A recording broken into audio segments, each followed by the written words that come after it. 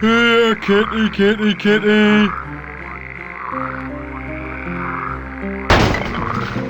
Oi, come here! Ow! Somebody grab him!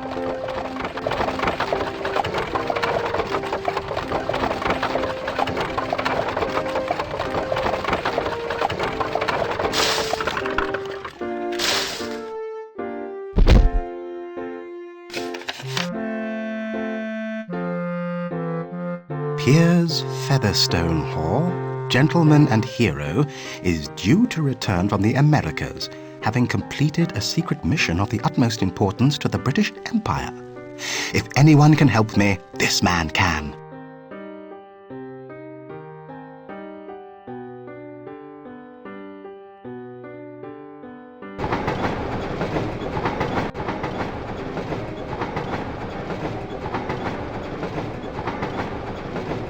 Ah, England. This green and pleasant land. Heart of the British Empire. After 3 months trailing round America, followed by a couple of weeks on a steamer in a third-class cabin. Oh, it's good to be home, isn't it, Mossop? It's good to be back on dry land, sir. Right, but... Well, you seem to have regained some of your colour, old chap. You can't keep a good man down, sir. Just try keeping your meals down for now, Mossop. We're nearly home. Righty-ho, sir.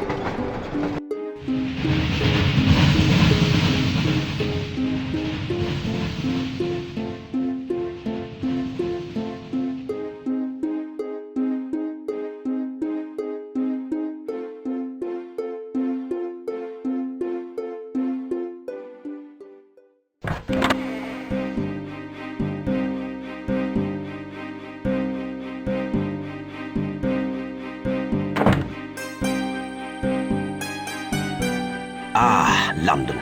The hub of polite society, the very cornerstone of civilization, eh, Mossop? Right you are, sir.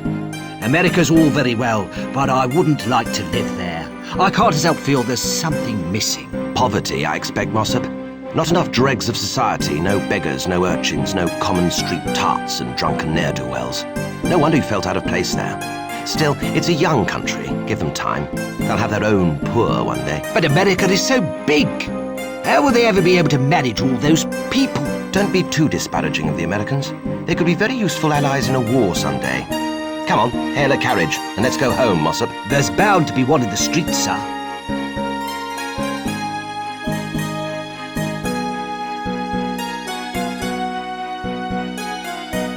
He's not important. He's my manservant. That lady has a story or two to relate. The air is full of the sounds of her idle chatter.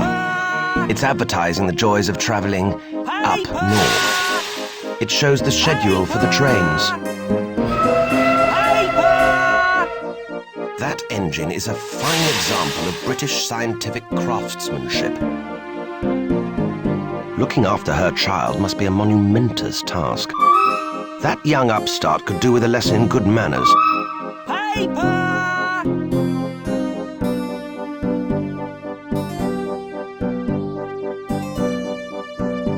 It's a boy selling a periodical of some kind. Paper! You, Paper! urchin boy! Summon us a hansom cab. Begging your pardon, sir, but I'm selling a newspaper, and my master'd be as like to flog me to death if I was off and not selling. What are you selling? The latest copy of the Sporting Times, Governor. All the results of last week's racing within these very pages. Essential information indeed. I'll take a copy. I'll be needing your payment, Governor. Paper! You are not worthy of my attention, boy.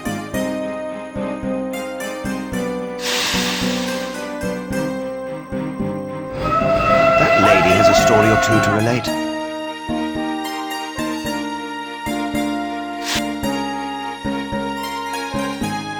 He looks like a well-bred chap. He looks like an under-tall kind of fellow.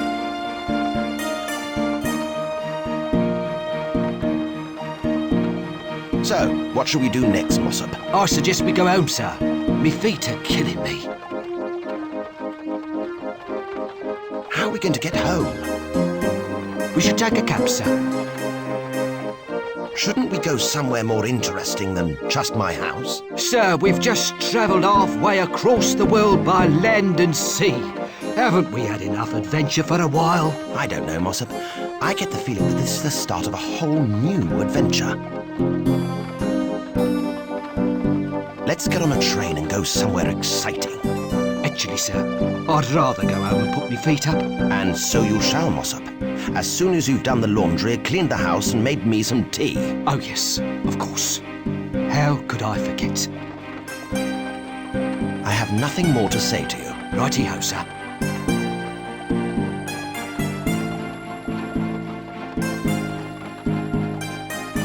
Aha!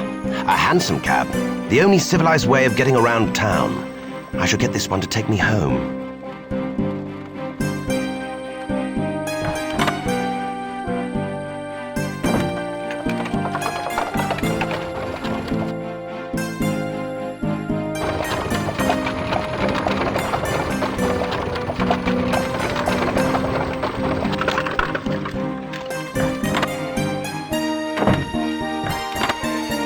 Instruct the driver to wait here, Mossop. I may want to go out again later. Righty-ho, sir.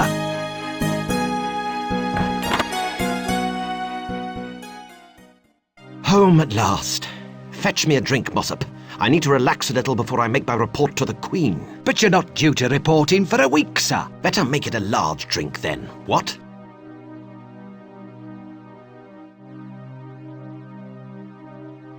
Excuse me, Mr. Featherstonehaugh, I presume? I can't believe it. Nor can I, sir. I don't believe you cannot pronounce my name properly. It's Fanshawe. But it's a talking cat, sir. It speaks English. It's hardly talking English if it can't pronounce one's name. It's perfectly simple. F, silent E, A, silent T, silent H, silent E, silent R, S, silent T, silent O, N. Swap the N and the S, silent E, H, A, U, G, H. Haw! Fanshawe! I'm terribly sorry, Mr. Fanshawe. Please accept my sincerest apology. Very well, but don't let it happen again. What do you want? I'm desperately in need of help from a renowned gentleman such as yourself. Oh, you want a job? Well, I'm sorry, but I already have Mossop here for my manservant, and I'm happy with his work. But if you can cook anything other than bangers and mash and manage to take a boat trip without shouting your lunch at the fishes every 5 minutes, you might be in with a chance. Oh no, Mr. Fanshawe. I'm not looking for work. That's typical of the youth of today, Mossop. They think the world owes them a living. Too true, sir. You misunderstand me, sir. I am here to implore you to undertake a mission. A mission so dangerous and so important that the fate of the world may very well depend on it. I beseech you, as a gentleman, to listen to what I have to say. As a gentleman, I'm obliged to hear your story, but make it brief, or Mossop, as a manservant, will be obliged to throw you out of my house. Very well, Mr. Fanshawe. Thank you. My story begins thousands of miles away on a remote tropical island in uncharted waters. There, deep within a mountain, lies the diabolic laboratory of Dr. Denzy. Who's Dr. Denzy? He's an evil, twisted genius who has discovered the satanic secret of combining two different species to make a new creature altogether. He has a device that he calls the Gene Machine. The two original creatures are completely destroyed, and the resulting animal is so different, so strange. Mr. Fanshawe, what he's doing is against God himself. Sounds all right to me. Maybe this doctor could combine Mossop with a fish to get him some sea legs. You don't understand, Mr. Fanshawe.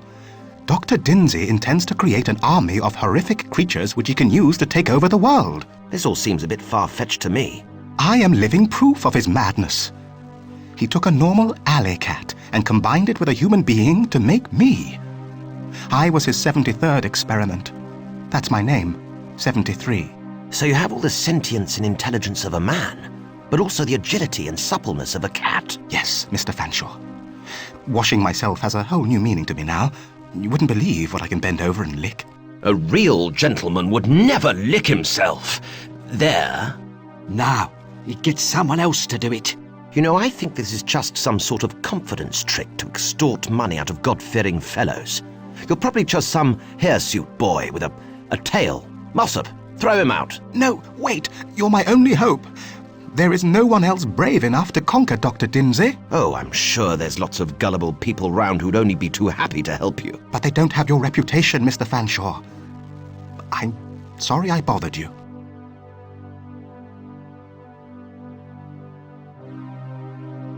I thought you were the bravest adventurer in the world. The newspapers must have it wrong. Maybe I'll try Rafe Kingpiece instead. He claims that he fears nothing at all. Kingpiece? I wouldn't believe anything that rogue says. The man's a charlatan. He dyes his hair, you know. He's not naturally blonde. And yet I'm sure he would take on this mission. For a price, I'll wager. The knowledge that he had saved the world would doubtless be reward enough. Not for him. That bounder can't be trusted. If he saved the world, he'd probably keep it for himself. You give me no choice. Help me, Mr. Fanshawe, or I will have to ask Mr. Kingpiece. Well, we can't have that, can we? Mossop, hail a carriage to take us to Buckingham Palace. I'll inform Queen Victoria about the situation, and we'll have the Royal Navy sort this scoundrel out in short order. I'm afraid it's not as simple as that. Denzy has spies everywhere. If a naval task force was assembled, he'd go to ground and disappear until he was too powerful to stop. We'll find someone else to help then. Who else would believe my story, Mr. Fanshawe? They'd think it was a trick, like you did. You'll have to do it alone. My master is not afraid to fly in the face of adversity. Thank you, Mossop. Just what exactly do you expect me to do? You must get to Denzy Island and defeat the Doctor and his mutant army. Where is this island? The area is uncharted, so I don't know. You'll have to find it. My master can find anything. Thank you, Mossop. Can you give me a clue, 73? While I was there, I heard the Doctor talking about the only other man who knew the location of the island. A seafarer called Captain Nematode, who shared Denzy's hatred of the world's governments and who helped him to set up his laboratory. Then we must charter a ship and find this Captain Nematode. Mossop, what funds do we have left after our American trip? Not enough to charter a ship and a crew, sir. In fact, barely enough to feed us for a week. Are you saying that because you don't want to set sail again, Mossop? Oh, no, sir. But couldn't we go on an adventure we could walk easily to just this once? Please? An ambling adventure? Couldn't we tackle a menace that's just a brisk stroll away? A threat that's only a jaunty saunter down the road? Who knows, sir? There might be a mad doctor just around the corner we could battle. Oh, yes, Mossop. Wouldn't that be just so convenient for you if the local family doctor turned out to be a crazy monster? I don't think so. Not a good, decent man like Dr. Jekyll. I don't go to him. I go to that nice young Dr. Crippen. Anyway, we really do have next to no ready funds, sir. Then I will have to raise the necessary funding myself. 73, you stay here, where you'll be safe from passing circus folk who may wish to turn you into a sideshow attraction. Mossop, we must think of a way to get some money. About £8,000 will do, I should think. £8,000? However will we find that much? Half human, half feline. Who'd have thought it was possible?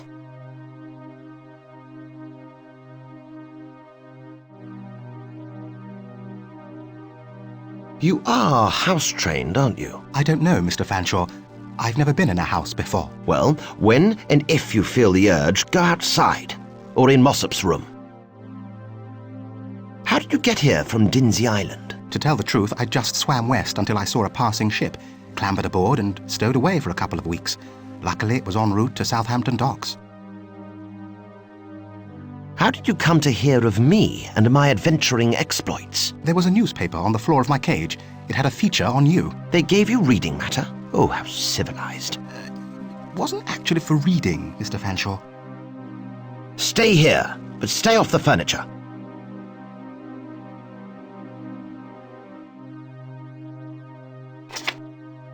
I must have words with Mossop. A gentleman cannot be expected to tidy up after himself in this day and age. This might come in handy to put things in. All gentlemen carry one of these to protect them from unnecessary nastiness. Let's see what I've got in my wallet.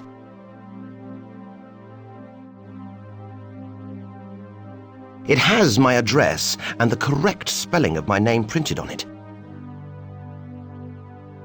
This is made from genuine leather. Let's see what I've got in my wallet.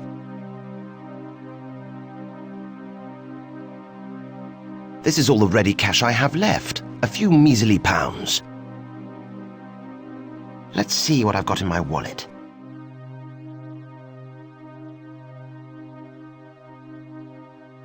This is a rather ornate membership card with my name on it.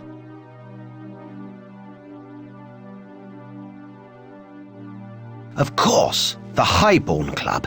Its membership is composed entirely of rich gentlemen who like nothing better than to waste their inherited money on insane ventures. I'll surely be able to find someone there to invest in my expedition. This normally contains certain items that should be flushed, not burned.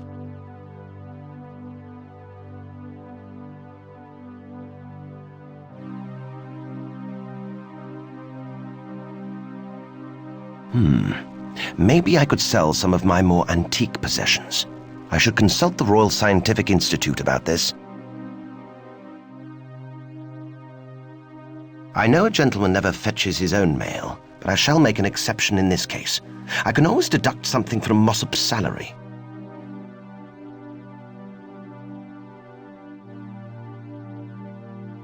I won't find out what this envelope contains unless I open it.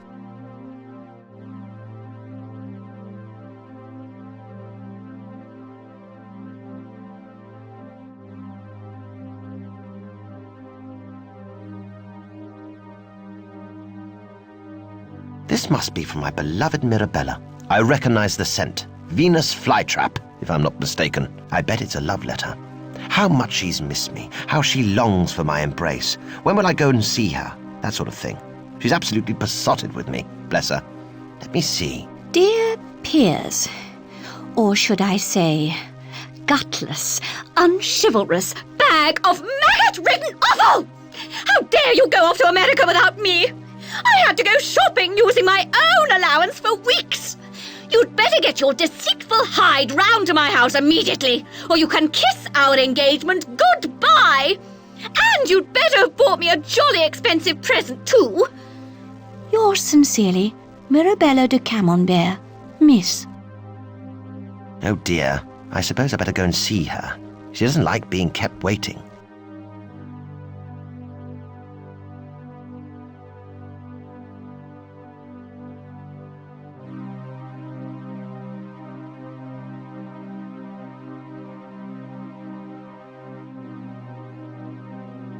I shouldn't have left this lying around. It keeps my most valuable possessions safe and sound. Ah, my lovely, comfortable bed. There had better not be any cat hairs on it when I get back. I haven't got time to sleep.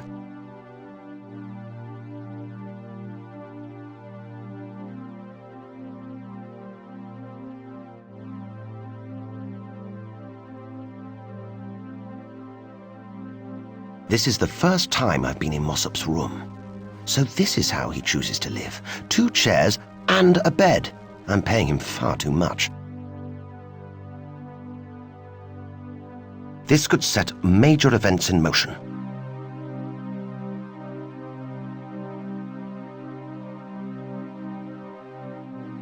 I'm sure Mossop won't mind me borrowing this. After all, I provided the wages that paid for it.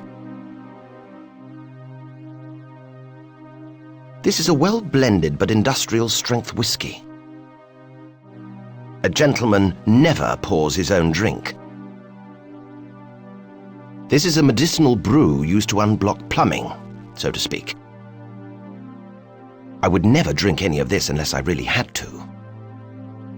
It's the key to the bureau drawer in my study.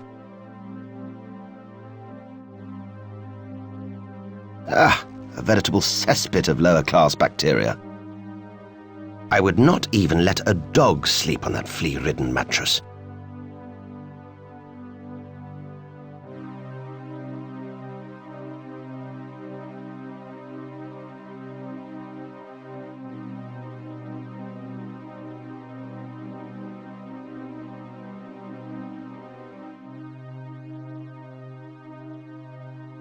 I don't think anyone would want that rug, apart from its previous owner, of course. That's a lot heavier than it looks. It's too warm to bother lighting a fire. Help me! Help! Mossop, remember when we had the chimney swept before we left for America? Yes, sir. A young lad did it. Did you actually see the boy leave the house? Come to think of it, sir, no. I don't recall actually seeing him go. Might have to get the chimney swept again, I think.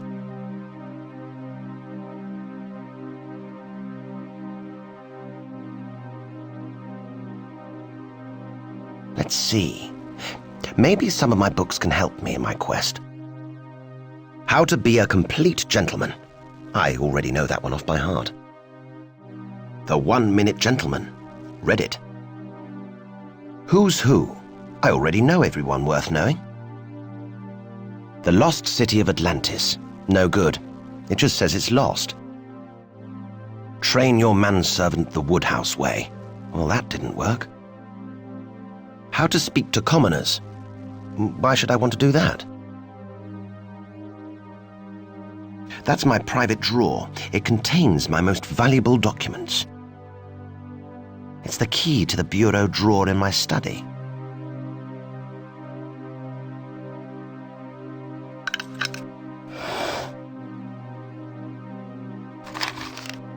This is the deed of property to this house. It's worth thousands of pounds.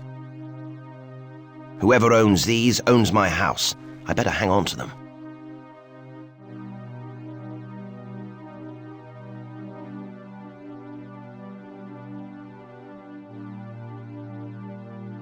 This is a worthless knick-knack I brought on my travels a few years ago.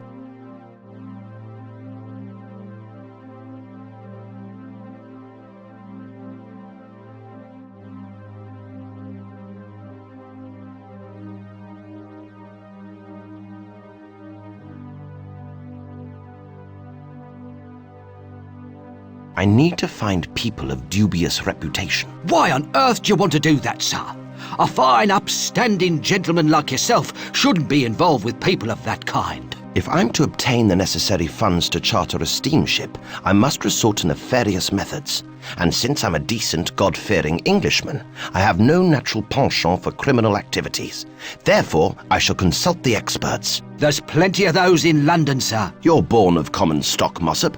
You must know a den of iniquity somewhere. I think the place you're looking for is the Crab and Sailor. What kind of establishment is that? It's a public house, sir, with a bar that serves real ale. It's only the water that's recycled. Sounds perfect. Where is it? Whitechapel, sir. One of the most dangerous flea-ridden mudholes in the British Empire. It's renowned for being voted place least likely to host the Great Exhibition of 1851. We'll have to visit there on our travels. It could come in very useful. Tell me a bit about yourself, Mossop. Well, sir, there's not much to tell. I was born in Clerkenwell to parents who were servants just like me. It runs in the family, then, the serving profession. Oh, yes, sir. And all 17 of me brothers and sisters are in the trade too. Apart from one brother, he joined the Royal Navy. Why did your brother join the Navy? He was shanghaied as he was emptying Lord Cholmondeley's latrine into the Thames. A boat pulled alongside him, and he was bundled into a sack by some big burly thugs. I think they're called recruitment consultants, aren't they? We didn't hear from him for weeks. Lord Cholmondeley was furious. Thought me brother had stolen his bucket. Why did most of your family become servants? We can't cook well enough to become chefs.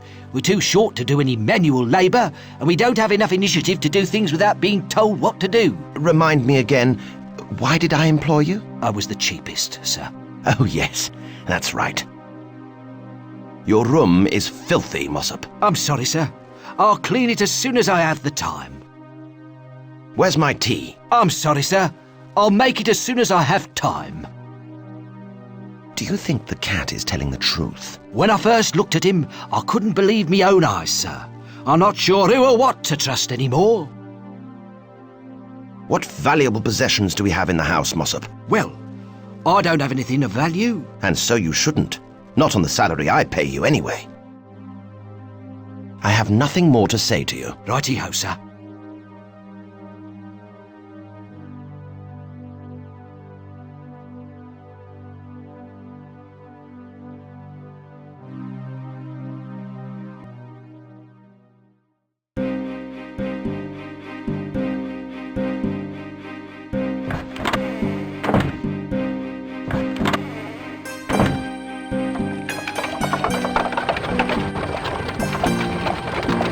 Where to, Governor?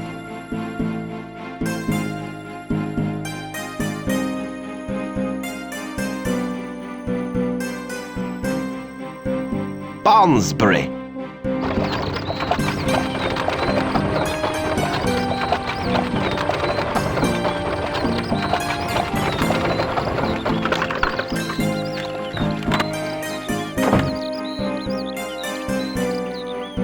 Do you mind if I wait here, sir? I know Miss Mirabella is your betrothed, but But what, Mossop? well, she scares me, sir. Nonsense, Mossop. She's just strong-willed, with a mind of her own. She knows what she wants, and she's going to make me get it for her. Wait for me here. Thank you, sir. I don't care for the sweet smell myself, but I understand it appeals to many animals.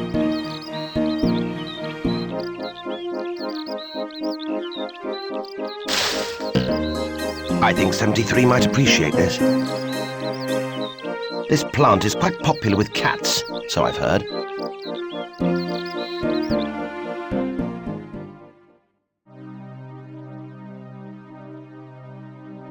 Mirabella, my darling.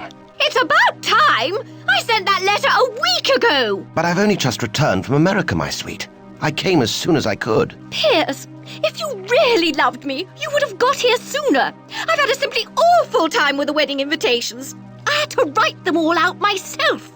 It's a good job the diamond on the engagement ring you gave me was so small. Otherwise, the added weight on my hand would have made the task even more unbearable. Exactly how many people have you invited, my little poppet? Including your family and friends? About 30 of them, yes. Well, so far there's 30 plus 3, that's 33, 38, 41, 47, 1,018. 1,000 and... We don't even know that many people. But they're people we should know, Piers. It's typical of you to try to stifle my chances of becoming someone important. I go to the trouble of inviting dukes and earls and people who mean something in society, and you want to spoil it for me as usual. Sometimes I wonder why I'm marrying you at all. That is my beloved fiancée. She's as affectionate as a great white shark, and she shops like there's no tomorrow. Is there anything I can get to make you happy, dearest? A knighthood would be good for a start. But for now, a strong cup of tea would be nice. I was wondering, my darling, could I possibly, if you wouldn't mind, just to help out, you understand, about your engagement ring, my dear? Yes, Piers, about my so-called engagement ring. Do you realise the jewel is so small, I can hardly even tell I've got it on?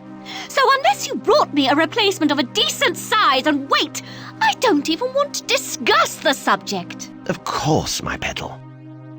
I will be talked at by you later, my sweet.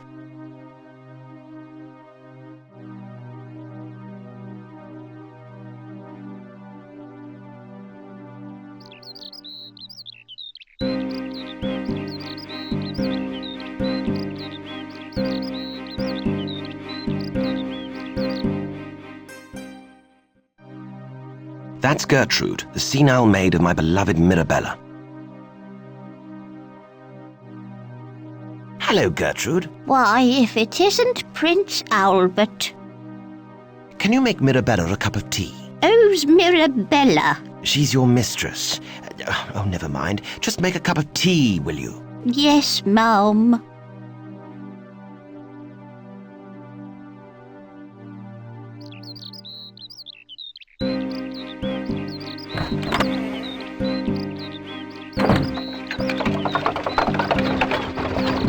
Where to, Governor? The Crab and Sailor Public House in Whitechapel. Here. You'll never guess who I had in the back of me cab yesterday. Not if I sit here silently staring out of the window and pretending not to hear you. No.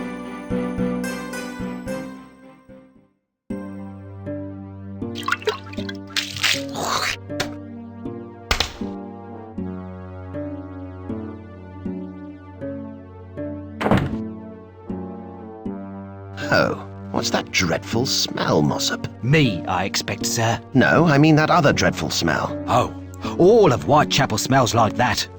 Are you sure you want to come here, sir? I mean, it's not exactly the sort of place a fine gentleman like yourself would normally frequent. It's perfectly all right, Mossop. Besides, it's good to see how the other half lives sometimes, even if it is the lower half. What a repellent little man. I'll wager that he isn't popular with the ladies. I smell nothing unexpected. Who are you? I am Jonathan T. Ripper. At your service, sir. What are you doing here? I am just strolling along, taking in the sights of London, watching the various deadly sins be performed with alarming regularity.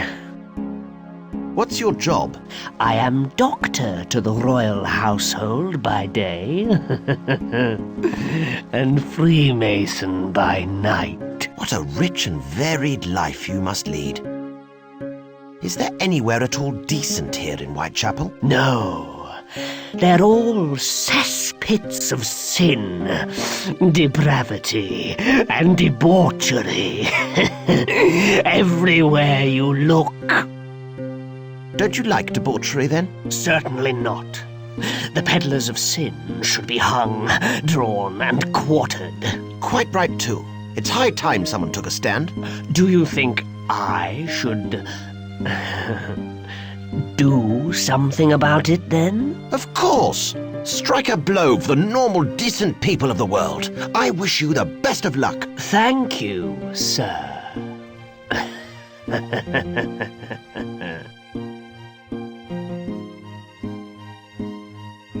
Good day to you.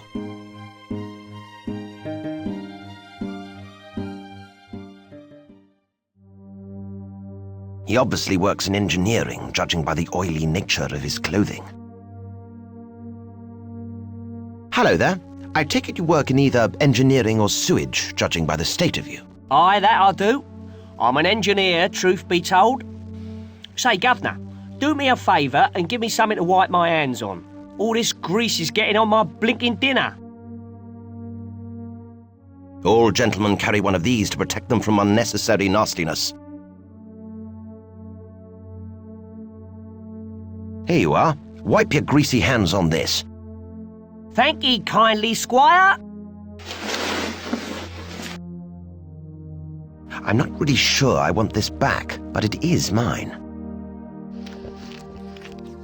That's the man that serves the drinks round here.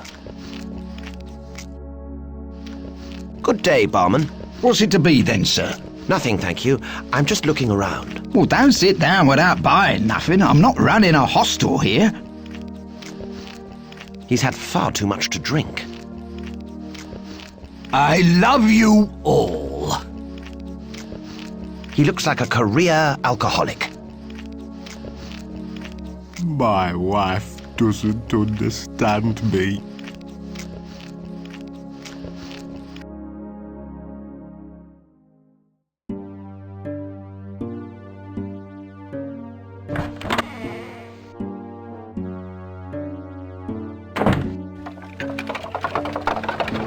Where to, Governor?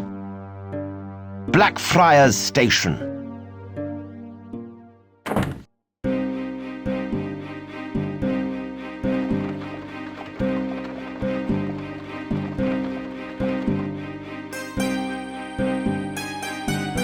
Rather useful when one has several items of baggage.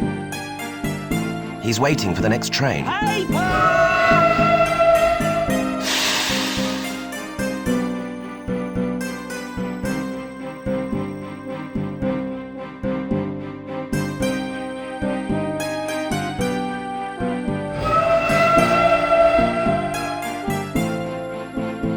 Thank you kindly, Governor.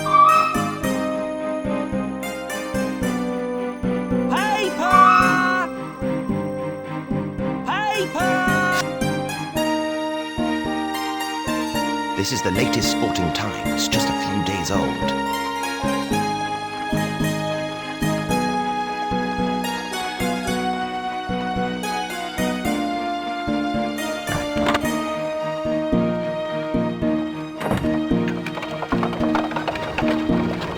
Where to, Governor? The Highborn Club on Piccadilly.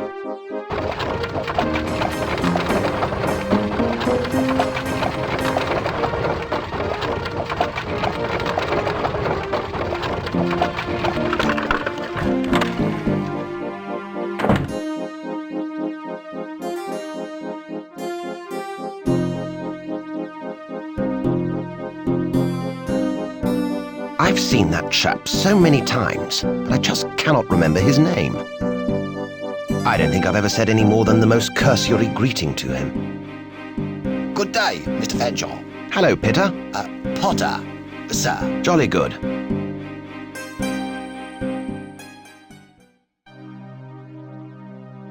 If I'm not mistaken, that's a glass of slow burn special reserve, a hideously expensive port drunk only by the most decadent of men. Smells diabolic, vitriolic, but above all, alcoholic. I fear that even tasting such a drink will give me a severe case of gout. He's one of the Highborn Club servants. I try not to speak to servants unless it's strictly necessary.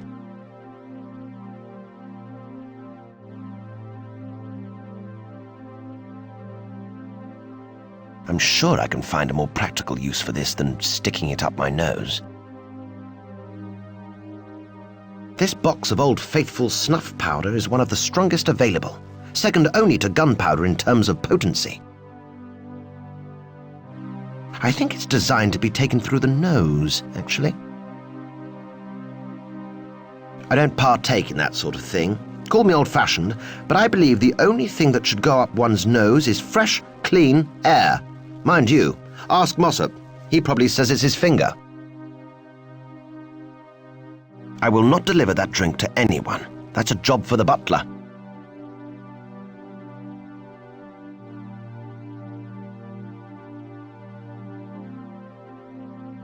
Why would I want to do that?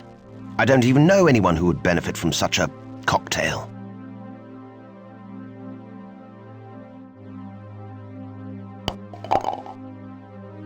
That's the Earl of Lytton. I was at school with him. He's one of the denizens of the Highborn Club, overpaid, oversexed, and over the hill. Hello there. You're the Earl of Lytton, aren't you? Do you remember me? Fanshawe, Piers Fanshawe. We were at school together. Do you mind? I'm trying to concentrate on my shot. Sorry, old chap. Actually, Fanshawe, you can do me a favour. Run along and find that senile butler and tell him to bring me my port. I've been waiting minutes. Good to see you too. Gentlemen, I have returned. Ah, Fanshawe. Long time no see. How are our American cousins? Coming along quite nicely, considering they've had independence for almost a century now. They're getting the hang of it. Give them another 100 years and they'll probably be the major power on this planet. What? Bigger than the British Empire? Well, that's preposterous. Whoever heard of such a thing? One can't stand in the way of progress. Change is inevitable. Balderdash. All this talk of progress and change, that's why we've got the British Army, to stop that sort of thing. If you're going to continue to spout such contemporary liberal nonsense, we may have to reconsider your membership of this club. That's the Earl's calling card. It identifies him as a member of royalty, albeit several thousandth in line to the throne.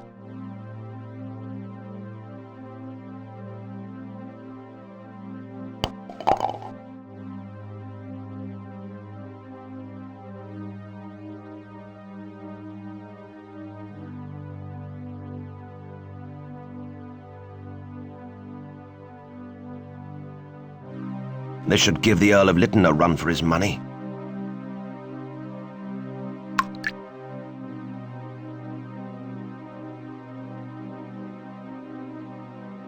I say, shouldn't you take that glass of port into his lordship? I think I heard him call for it. Sorry, sir, but I didn't hear him. I'm a little deaf in my right ear.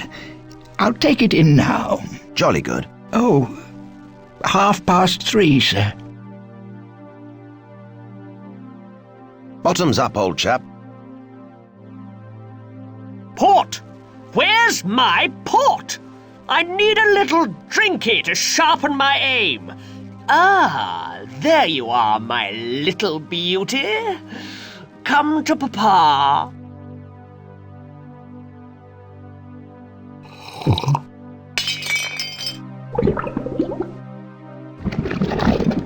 I say, I think I have to go potty.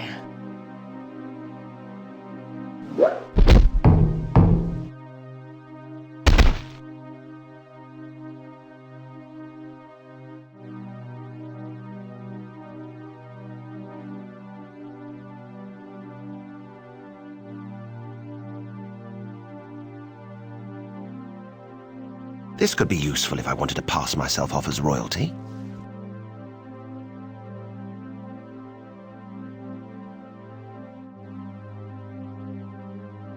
Excuse me, gentlemen. I'm in need of your help, gentlemen. Help? What do you think this is, a charity, Fanshawe? I need funds for a mission of worldwide importance. Sorry, we only help the British. The rest of the world can take care of itself. I require a loan. I'm sure we can scrape together a few guineas between us. How much do you need? £8,000? You must be joking. We wouldn't pay that much to save the lives of our wives and children, let alone risk it on you. I want to sell my manservant. You mean the short, fat one who can only cook one thing and who can't stand travelling on boats? That's right. Mossop is his name. I wouldn't take him if you paid me. Common English servants are dreadfully passé nowadays. I just hired a new chap from France, Passepartout. He's bright, reliable, and saves me a fortune on butcher's bills by cooking things he finds in the garden, like snails and frogs. I have a business proposition for you all. Business, eh? Well, I think we're all men of the world here. What have you got in mind? And does it involve putting small children and pit ponies down badly ventilated mine shafts? Or large and brutal machines which regularly entrap and hideously mangle their impoverished operators? Good God, no. Well, that's me out then. Stick to what you know best. That's my philosophy. Huh. I'm setting up a ship chartering business. Not very advisable at the moment, old boy, given this bally shipping blockade. Parliament has to authorise every ship's arrival or departure, and there's a 3-month waiting list. Only Her Majesty the Queen has the power to bypass these emergency regulations, so there's not much of a market for private shipping enterprises right now. I want to operate sightseeing tours using a boat on the Thames. I don't think even foreign tourists would want to be shown miles upon miles of common people using the world's largest open sewer. I'm starting my own private navy. There's nothing wrong with the Royal Navy, and they hire out to the highest bidder. They help smaller countries fight off aggressive neighbours. And a lot of my best friends are sailors. Anybody fancy a wager? Why would we want to make a bet with you? rather than with a respectable bookmaker? Because respectable bookmaker is a contradiction in terms. So is gentlemen, for that matter. So pray tell, why should we make a wager with you? Because I'm a member of this club, and therefore I am as trustworthy as you are. We know how trustworthy we are. Therefore, that's not a very convincing argument. So I say again, sir, why you, and not a respectable bookmaker? Because I give stupid odds. How stupid? 100 to 1. Okay, you're on. What's the bet?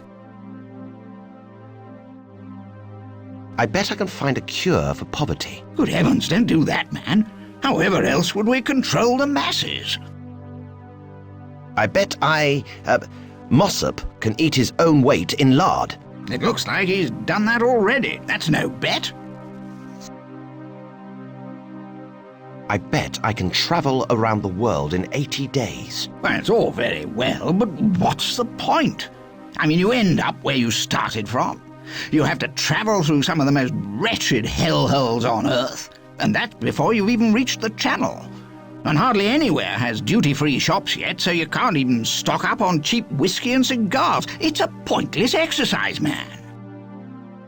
I wager I can get from here to Denzy Island in a week. Where on earth is Denzy Island? I don't know. No one knows. That's what makes it such a good bet. All I know is that it's in the tropics. How will you get there? You don't have a ship, do you, Henshaw? No, but I was hoping you'd let me borrow against my stake so that I could charter a ship. In the interest of good sportsmanship, I don't see why not. I see why not. Kingpiece, what are you doing here, you rogue? I'm a member of this club too, Piers, you know that. I have every right to be here. This is a private matter between myself and these honourable gentlemen. Go and bother someone else. Oh, Piers, you of all people know what an honourable person I am. I would be remiss in my duty as a gentleman if I turned a blind eye to the blatant confidence trick such as the one you are trying to pull on my friends here. What? Explain yourself, Kingpiece. This is a serious accusation. I agree with you wholeheartedly. This is a serious matter. My friend Mr. Fanshawe has offered you 100 to 1 odds for a perilous journey to an uncharted isle, correct? I regret to announce that he is deceiving you. The voyage is easy. You will lose your stake money for sure. That's poppycock. I will stake my honour on it. Would you stake your club membership on it? And offer to retire from polite society if you're proved wrong? I stand by my word, sir. What do you say to that, Kingpiece? Well, friends, I suggest we give Mr. Fanshawe a run for his money. I will race him to Denzy Island, and he must beat me to win the bet. And I have my own ship, fully crewed by experienced sailors and friends in the government, who will expedite my passage through the blockade. What do you say, gentlemen?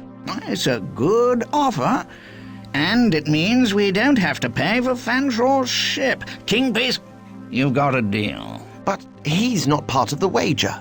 He's just doing this to spite me. We're changing the terms of the wager, Fanshawe, as is our right, being of the upper classes.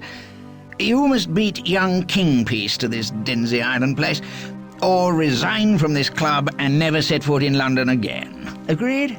Agreed. But what happens if I win? Oh, Piers, it's not the winning, it's the taking part. Got to go! I've got a ship to catch! But how am I going to be able to compete with him when I haven't got a ship myself? There may be a way for you to give yourself a fighting chance, Fanshawe. I've got a ship I'd be willing to gamble if the stakes were high enough. You'd do that for me? Only because you're a desperate man, and desperate men make silly wagers. Give me a high enough stake and a safe enough bet, and you could win my ship. I think I may take you up on that.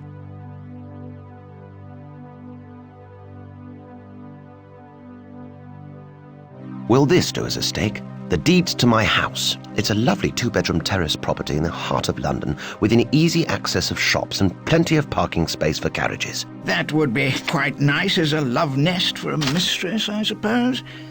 I accept your stake.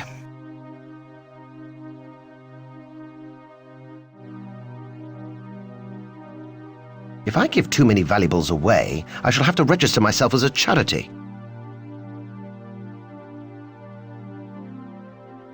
How about if I bet that lethargic lad will win the 3:30 at Ascot? Lethargic lad? He was beaten by 8 lengths by lame tortoise at Aintree last outing, and got thrashed by three-legged fury and Mr. Slowcoach in the National. Are you sure? Very sure. It's all in this paper. He's got odds from the bookmakers of 1,000 to 1. Sounds like a safe bet to me. OK, Fanshawe, I'll take you up on that.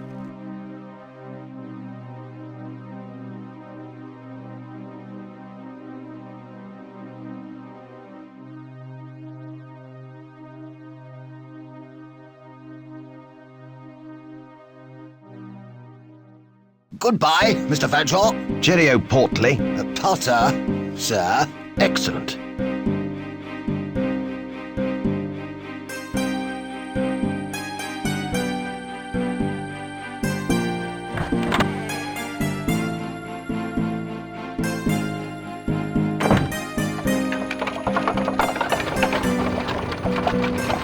Where to, Governor?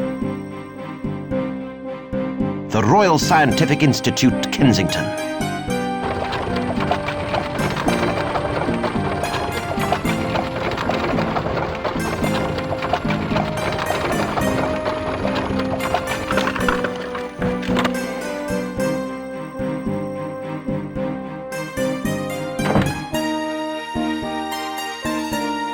What are we doing here, sir? We may be able to sell some of my possessions to the Institute to raise funds for the mission. Where are we going to find the other £7,999 from, then? I'll have you know that some of my possessions are very valuable indeed. That Ming vase of mine, for example. You know, the one you dropped when you were dusting it. Well, I'm sure I've got some other items that are worth selling.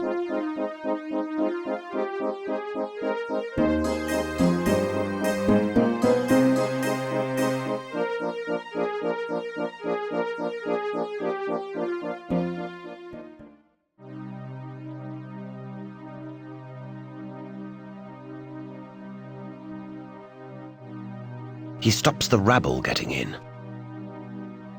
You can't go through there, sir. It's for historians and scientists only. How do you know I'm not one of the cognoscenti? You're dressed too tastefully, sir.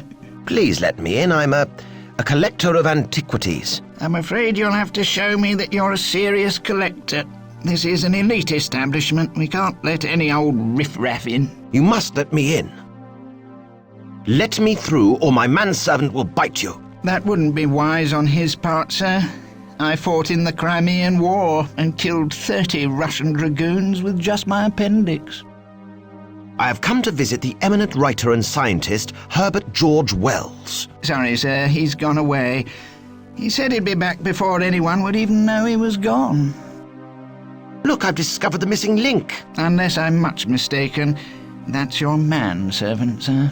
Yes, he was under my nose all the time. Isn't that amazing? You don't believe me, do you? No, sir.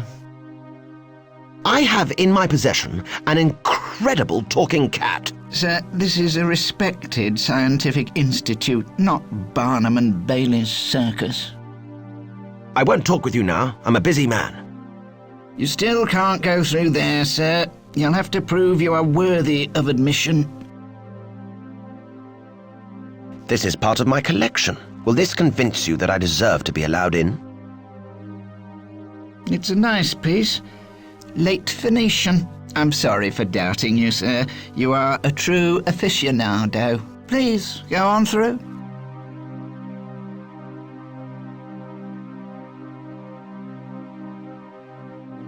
But look at it! It's a monstrosity! It will never work! You don't know what you're talking about, Tipple. Computing engines are the future of science. To ignore the calculating power of our analytical engine is folly. But all the Institute's funds have been squandered on this oversized abacus. The future is in exploration. If you would only give me the staff necessary to complete my project. Oh, yes, your project. To go to the moon? Tipple, you are a fool. Even if you got there, you would find nothing but dust. That's where you're wrong. By my calculations, there is a resource on the moon of such quantity that the first people to stake a claim will be rich beyond their wildest dreams. And if this institute were to help me in my work, you could build all the analytical engines you wanted with the spoils. We will not risk any of our staff on your wild goose chase, Tipple. Your plan for getting to the moon is reckless, untested, and probably suicidal. We'll see who has the last laugh. That's Professor Tipple, one of London's more eccentric inventors. I think he's too irate to talk to at the moment. I should wait until he's calmed down a little. Pompous old academics, what would they know about anything? If they wouldn't reason with the professor, they certainly won't talk to me.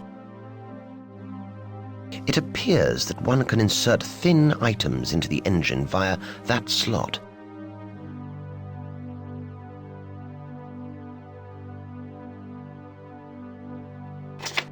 Maybe I can use this to help that little professor chap. It's covered in little holes placed in a precise pattern. Maybe if I were to make a few new holes, I could sabotage their machine. What an amazing machine! It can analyze things. Well, I suppose it could help children with their schoolwork or something.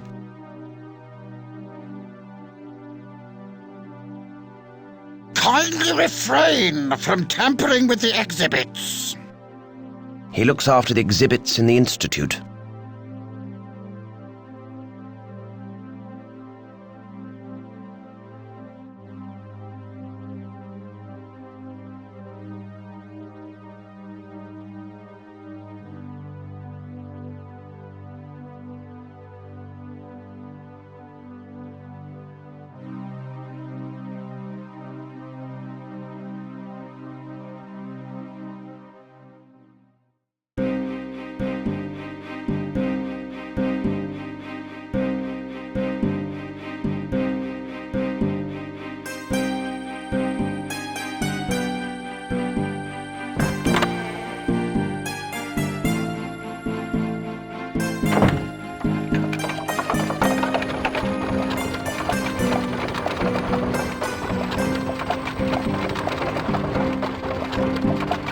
Where to, Governor? Buckingham Palace.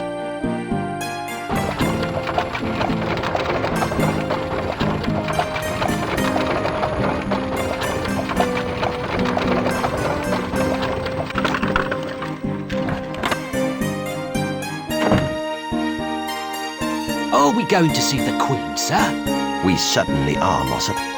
Not only do I have to report on my American business, but I will also ask for her help in vanquishing Dr. Denzy. But you aren't booked in to see her until next week, sir. And you know how she is about appointments and punctuality. Yes, I know that, Mossop. But this is an emergency, and I am one of her most secret and trusted agents. I'll get in to see her. He's one of the Grenadier Guards who ensure the security of Buckingham Palace. He has a gun. It's a well-known fact that one cannot reason with a soldier.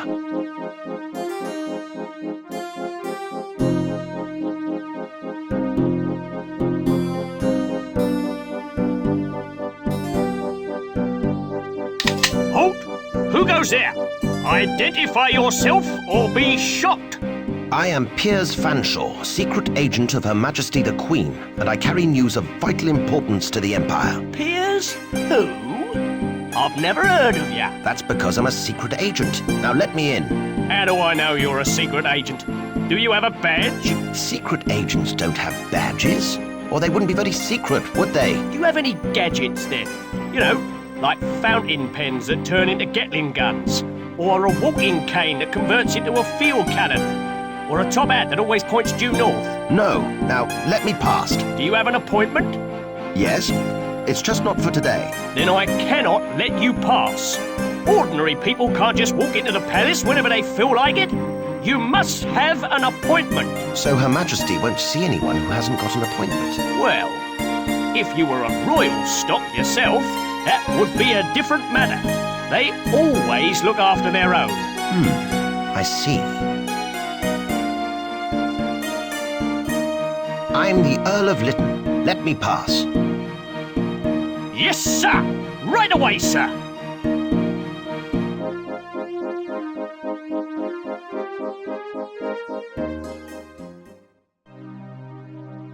He serves the Queen and no one else. He only heeds the word of Her Majesty.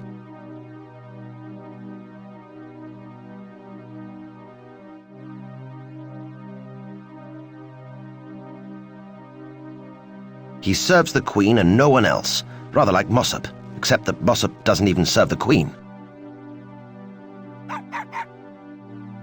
Looks like a pile of letters. I can't just take that without permission.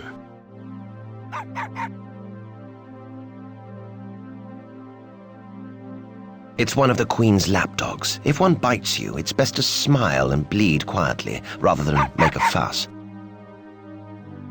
That's a capital offence. That is Her Majesty Queen Victoria, the greatest ruler the British Empire has ever known. She hasn't got much of a sense of humour, though. Nothing amuses her.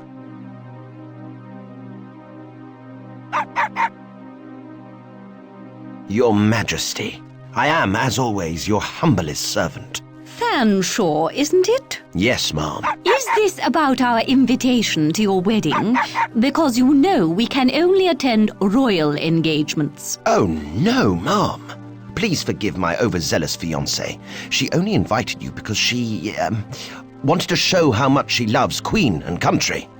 In fact, I think she actually invited most of the country as well. I hope you did not take offence at her misguided action. Fortunately for you, we did not. Thank you, ma'am. Why have you come to see us? You are not due to report on your secret mission in the Americas for several days hence. I am aware of that, ma'am, but there is a more pressing matter that I must discuss with you. One of national importance. We are listening. Do go on. A mad doctor is performing inhuman experiments on an uncharted island in the tropics and plans to create an army of horrible creatures that he could use to take over the world. There would be a war the likes of which are unimaginable. Tell us, Fanshawe, when you were in America, you didn't spend all of your time in a place called California, did you? No, ma'am. Why do you ask? You seem to be exhibiting signs of acute aversion to reality, which is a common complaint about people from that region, or so we have heard. Your Majesty, I can assure you that I am of sound mind and noble purpose. Tell Her Majesty about the talking cat, sir. Mossop, shut up. What talking cat? Your Majesty, I'm afraid my manservant is, wondering about the identity of his father. Now, Mossop, don't bother Her Royal Highness with such unimportant matters. But, sir... My story is incredible, I agree.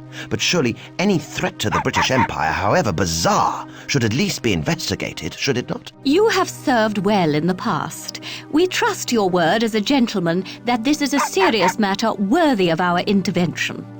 So, there is to be a war. We have nothing against wars in principle. They're very good for the economy. Will it be over by Christmas? We can't have it interfere with our speech, you understand. Oh, yes, ma'am. It'll definitely be over by Christmas. The only trouble is, Britain will not be the victor. If I do not stop this madman now, there will be no one left alive to hear your speech. We cannot let that happen. Very well. What do you seek? I need a Navy frigate with a platoon of our finest Marines. We cannot authorize use of military resources on the word of a single civilian, no matter how much of a gentleman he may be. One more thing, ma'am. What is it now, Fanshawe? I want you to send the Royal Navy to investigate Dr. Denzy. A gentleman would surely go himself. Maybe we misheard you. I wouldn't dare imagine your Majesty is hard of hearing, but the acoustic properties of this room could have distorted what I said, indeed. One more thing, ma'am. What is it now, Fanshawe?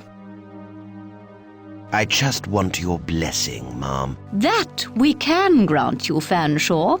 In fact, we can do better than that. We can give you a personal letter of recommendation from the Queen of England that, when presented to anyone anywhere in the world will immediately give you an air of superiority and will demand instant respect. It will open doors for you everywhere. Thank you, Mom. You'd do that just for me? You are one of our most loyal subjects. You deserve it. Now, go to that pile and take one of the letters. Write your name at the top. I've already signed it. Oh, thank you once again, Mom. One more thing, Mom. What is it now, Fanshawe? I need a ship and crew. Surely a man of means like yourself should be able to afford to charter a ship. You're not telling us that you are not a man of means, are you? No, ma'am, certainly not. If I were not a man of means, I would not darken your doorstep with my lowly, poverty-stricken hide. Well put, Fanshawe. One more thing, ma'am. What is it now, Fanshawe? I would like your blessing to marry Mirabella de Camembert. That you have with our pleasure. Although we are of the opinion that you would be better off asking the Lord for whatever help he can give you with that girl. We are only the Queen of England, you know. One more thing, ma'am. What is it now, Fanshawe? I will need your permission to bypass the shipping blockade. Very well. We don't see why you should not. Show this to the officials at the docks, and they will let your ship depart freely. Oh, thank you, Your Majesty. One more thing, ma'am. What is it now, Fanshawe?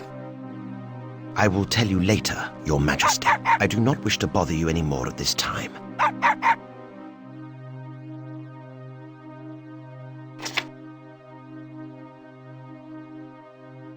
This is my ticket past the shipping blockade. This should put in a good word for me in any place where they respect the word of Queen Victoria.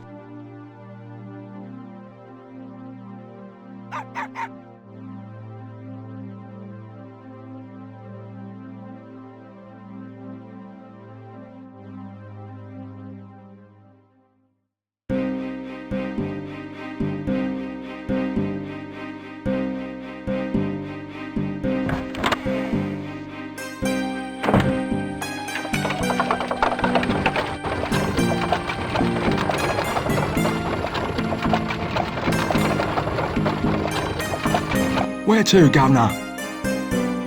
Take us home, driver. My manservant will give you directions.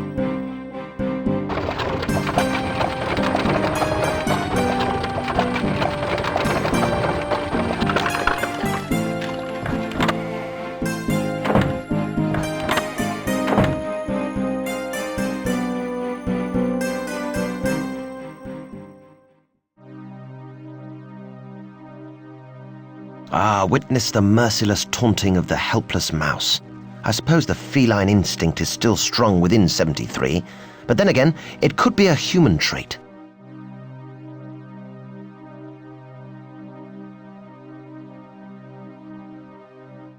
Here, kitty kitty, look, a nice, expensive, fragile piece of paper.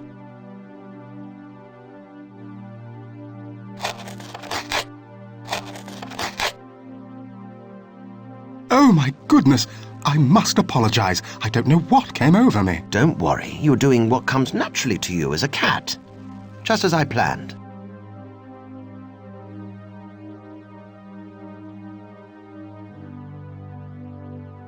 Leave the mouse alone, dear boy.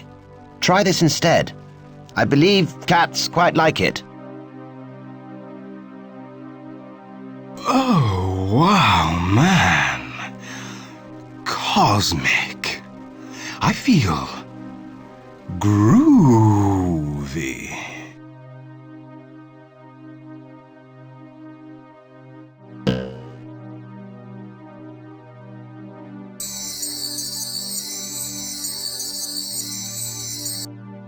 While 73 is otherwise engaged, I shall save the poor mouse from a long, protracted death.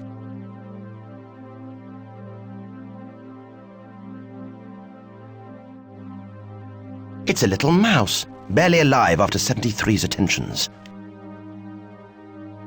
I don't think I'll disturb him right now.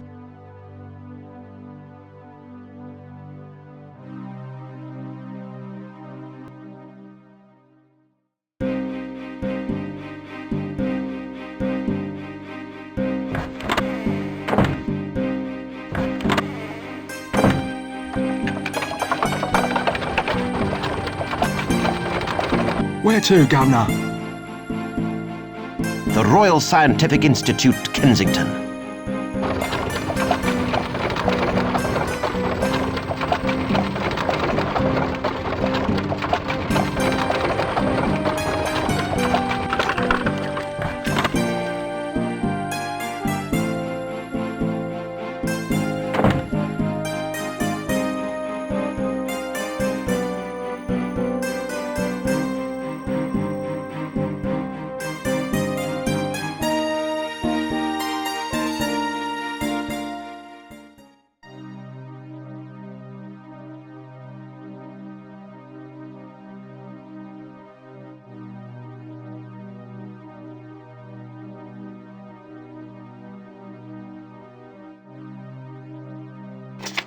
Maybe I can use this to help that little professor chap. It's covered in little holes placed in a precise pattern. Maybe if I were to make a few new holes, I could sabotage their machine.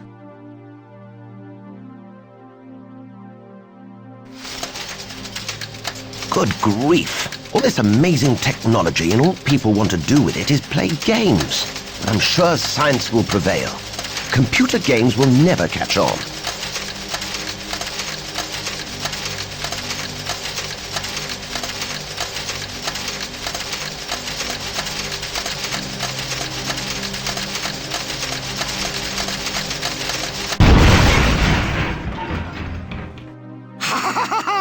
I told you it was a waste of money! Ha! Stupid contraption! I don't understand. Computers can't go wrong. Whoopee! I told you so, I told you so. Nah. Hands up all those whose expensive scientific invention is still in one piece. I don't know what you did, young man, but it showed those stuck-up academical snobs for the fools they are. At last, someone who really believes in my theories. Absolutely. I'm keen to get involved in your experiments. Well then, you can be my assistant on my trip to the moon. I don't need anyone from the Institute. The only qualifications needed are enthusiasm and bravery. You're obviously enthusiastic. That only leaves one question. Are you man enough for the job, my boy? How dangerous is it likely to be? Let's see. I need someone to go out of my rocket to explore the surface of the moon. Nobody knows for sure what's up there. There could be monsters terrifying beyond your imagination. Ah, I see. Have you got room for one more? I'm sure we could squeeze another person in. Excellent. I'll bring my manservant. If there's anything dangerous up there, he'll sort it out. Or die trying. After all, that's what I pay him for. Capital idea. Well, come to my house in Harrow later on today, and we'll be off.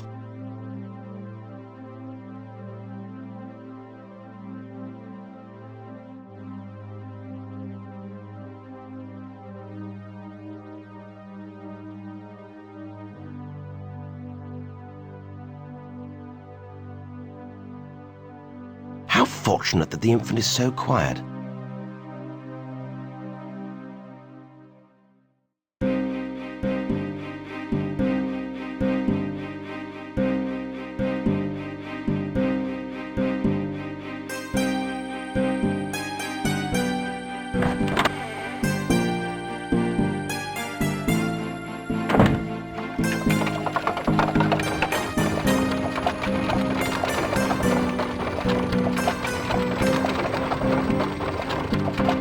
Where to, Governor? Barnesbury.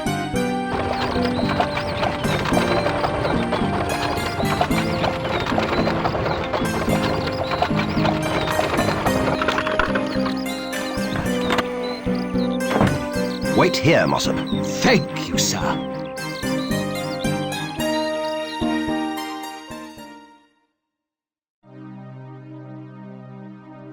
Hello, Gertrude. I made some tea and cake. Very good, Gertrude. It was fruitcake, but the fruit is fermented and the sponge is fossilized. It must be very stale indeed. I'm not even going to think of eating that. I wouldn't even let Mossop taste it. Smells like tar. It will fall apart in my hands. I need to put it in a container of some sort.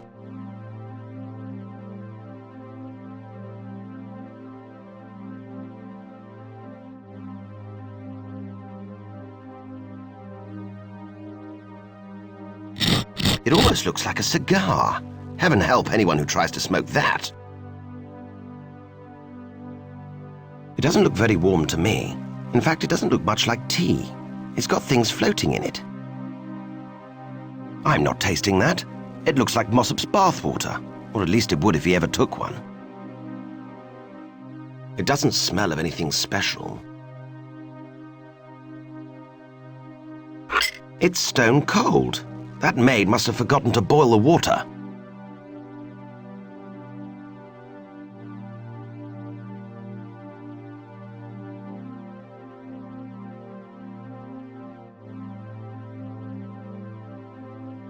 This should make the teacup very slippery indeed.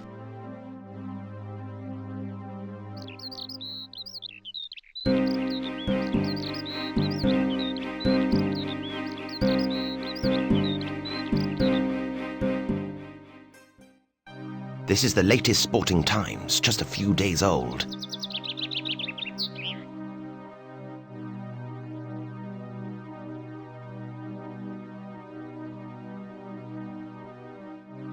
It's cold! It's Vichyssoise tea, my dear. Very fashionable on the continent. The sun will warm it up for you. Oh, the cup's all greasy. It's Wedgwood waxy china crockery, dear. Extremely popular with the royal family, I hear. Well, why didn't you say so? If it's good enough for royalty, it's good enough for me.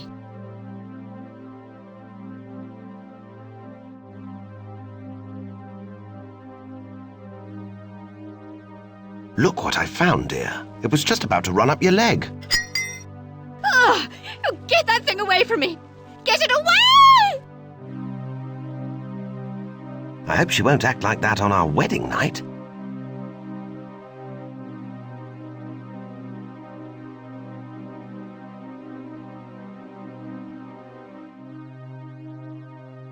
This is the most dastardly thing a chap could do, but I'll give it back to her once I've finished with it. Piers, you worm! How could you let that horrible thing near me? It was as big as a rat! You're never coming near me again! On the other hand, it's the hugely expensive but apparently unsatisfactory engagement ring I bought for my fiancée.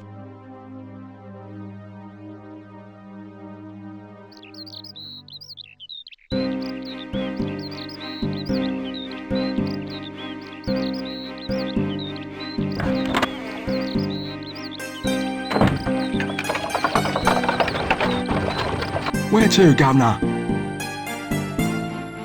Harrow.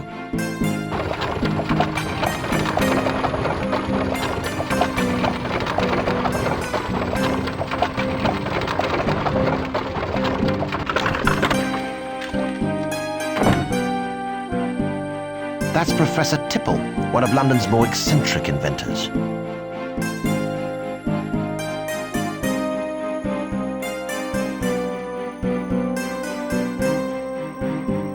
Hello, Professor. I'm here, as requested. Good, good. I'm nearly ready to go. I just need a few more things for our trip. Excellent. I'll wait for you. Is there a public house nearby where I could get a drink? No time for that, young man. You volunteered to be my assistant, so you've got to help me prepare for this momentous journey. Oh, very well then. What do you want? Let's see. Fetch me some vitriol. There should be some in my laboratory somewhere. Oh, and I've misplaced the remote controller for my automaton. See if you can find it. There's a good chap. What on earth is an automaton? Glad you asked, my boy. It's one of my inventions. Oh, yes, a steam-driven machine that will help us to perform dangerous and unpleasant tasks from a safe distance. Can't you just use a manservant like everyone else? Good Lord, no. Servants are much too fragile. They're always breaking or bursting or going splat. My machine is far stronger and also far more versatile. I call it Robert. I'd give you a demonstration, but it's already stowed in the rocket. So you want the vitriol and the remote control? Yes, please, if you don't mind, young man. Oh, there's one other thing. I haven't had time to have any lunch, so be a good chap and get me something to eat. I have a bit of a hankering for a ploughman's lunch today. What did your last servant die of? Explosive decompression. Dreadful affair. Sir, I am a gentleman, not a gentleman's gentleman. I do not fetch lunch.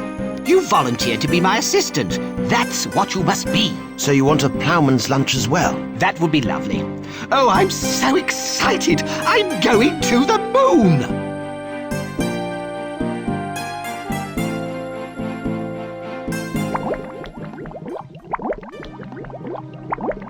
I don't want to risk burning away my carefully cultivated nostril hair. Now that really would rot my insides. I better be careful with this stuff. It could burn my hand off.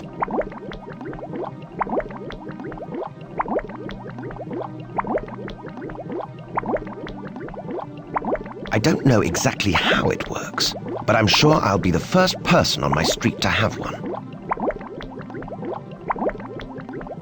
It has guidance controls on it, as if it steers something. I'm glad I'm not carrying acid around in my trouser pocket, to tell the truth. My fiancé would never accept me if I were anything less than a complete gentleman. That must be something the professor is working on.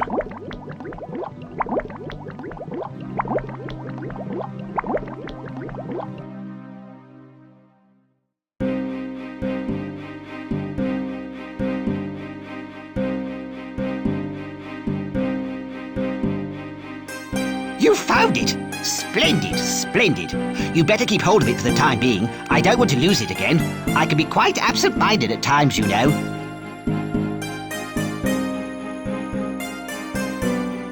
Oh, super. You got it. Do me a favour and hang on to it for me. If I take it now, I'll only lose it.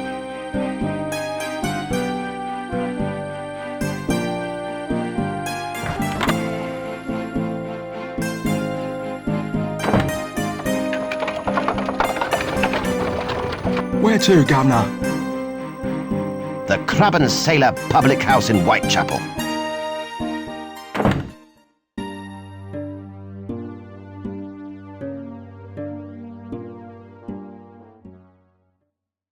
She looks like mutton dressed as, well, mutton, actually. Please, let me in. I'm on an important mission. Yes, I'm fully aware of what important mission you're on, my love. It's so important that once you've accomplished it, you'll roll over and go to sleep, I'll wager. No. It's nothing like that. Don't play the innocent with me, Sonny Jim. I eat men like you for breakfast. Well, when I was younger, that is. Show me your membership card or clear off out of it.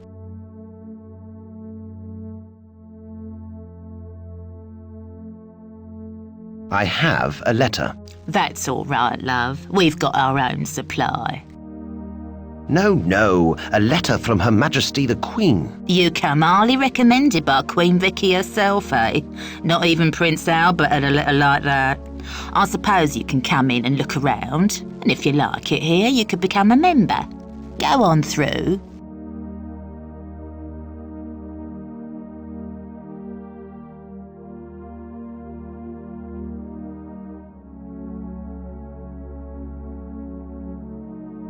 That's what the young lady uses to photograph her clients.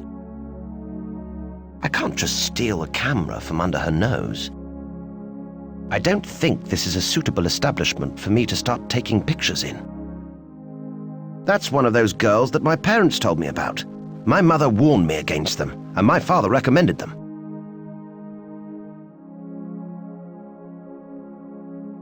I say, is this the men's room? There are all men's rooms in here, my love. So what happens in this room then? Do you do portrait photography? Oh no, love. This is the humiliation room. What on earth does that entail? Well, the punter, the gentleman, takes all his clothes off and I tie him to the bed. Then I take a photograph of him and get it printed in the morning paper, so he's thoroughly humiliated before the whole of London. Sounds very effective. Gosh, I feel humiliated if I'm seen wearing the same shirt twice. So what's it to be then, sir? A bit of the old relief of Mafeking, a perilous journey down the Khyber Pass, entrapment in the black hole of Calcutta, a quick Disraeli or a threepenny Gladstone. I got fresh apricots in the back. Nothing. This place is disgraceful. I know. That's why people pay so much to come here.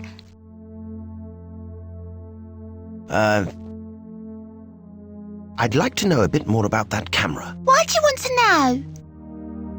I'm a keen photographer. Then you come to the wrong place to get your kicks, sir. Why do you want to know about the camera? I'm a director of What the Butler Saw machines. Really? Do you think you could get me some work? I mean, as an actress? If you're good enough and if you are willing to do me a favour. A favour, eh? You're in luck. That's what I specialise in giving.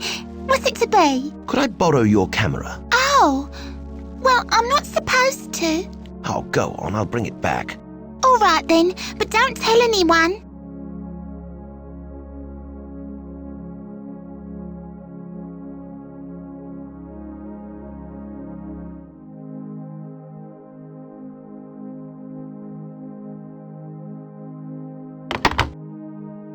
Don't worry, I'm going to make you a star. Great, sir. I can hardly wait. I shall return the camera to you as soon as I can.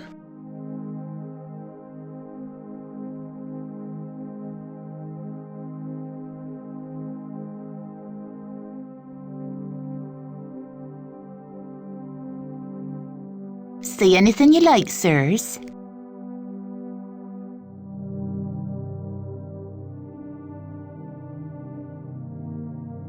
What an impressive set of credentials that girl has.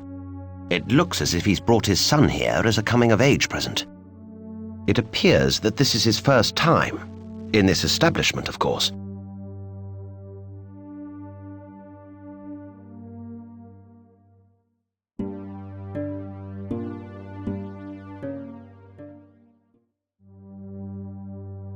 Good day, barman. What's it to be then, sir? I'd like one of your ploughman's lunches, please, good barman. Oh, would you now? A ploughman's lunch? That's for your working men, and I can see by your manner that you're a toff. You never done an honest day's work in your life. How dare you come in here and pretend that you're a working man? You want a ploughman's lunch? Go and plough a field. I'm not serving you. On your penny farthing, mate. I am a working man. And what makes you think that? My great-grandfather lifted some boxes once. That hardly counts as work, does it? I've told you before, I'll only serve me ploughman's lunches to real working men. I am a working man. And what makes you think that? I used to work, then I retired on my earnings. A likely story. I've told you before, I'll only serve me ploughman's lunches to real working men. I am a working man. And what makes you think that?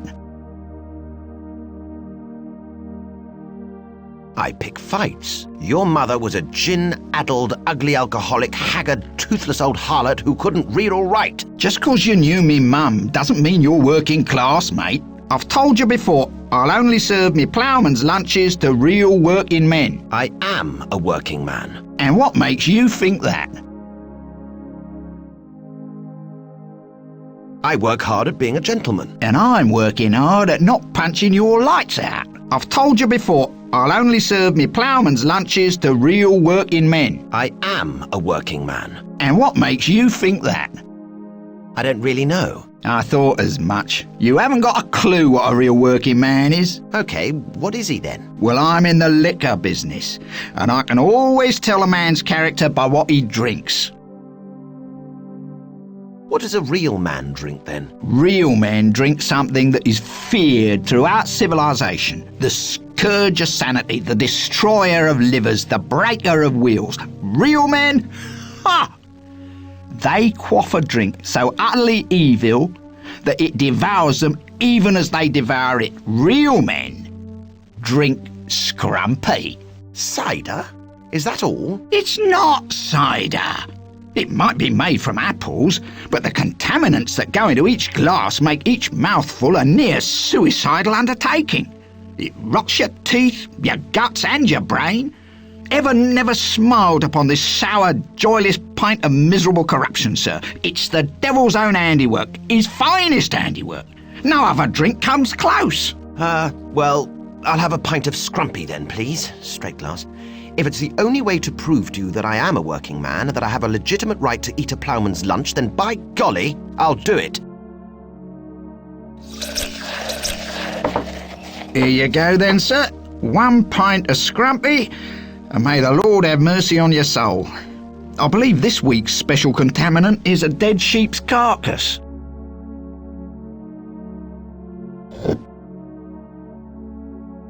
I have to drink this to prove I'm a working man. Yet another good reason to remain one of the idle rich, in my opinion. Well, I believe in sharing, so... Mossop, care to try some? No delegation. A working man drinks his own drink. Oh well, bottoms up.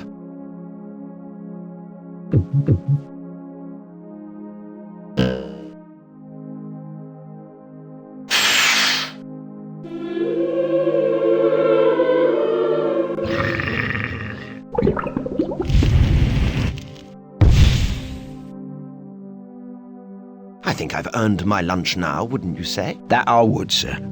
I take my hat off to you.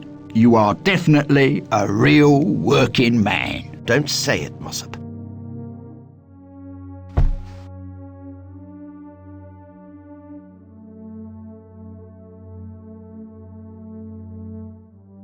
It's working man's fare. Bread, cheese, pickle, and a scrap of salad. I prefer something that's been hunted for hours across a soggy Scottish moor, but each to his own. I'm sure the Professor would prefer his lunch without pieces bitten out of it.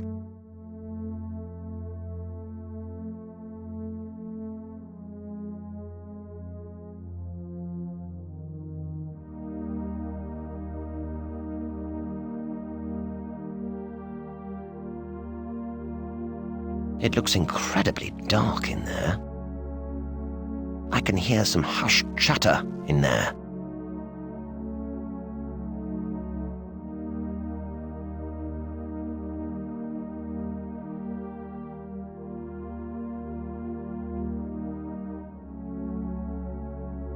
What a shady character. A real criminal, if ever I saw one. I haven't seen such an unsavoury cove since I last visited the House of Commons. I may as well stab myself through the chest and save him the bother. I daren't open my mouth in front of him for fear that he may steal my tongue. What is your particular line of work? I'm a forger, mate. I take documents and change them to read how the client wants them to read. I do not wish to continue this conversation.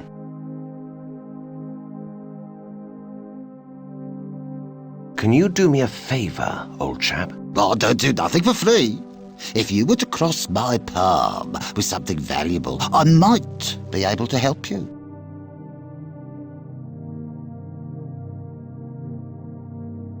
Here you are, my good man. Well, this will do nicely.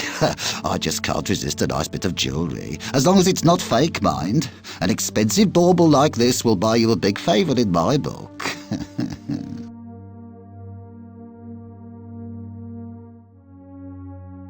I'd better give him the old edition first.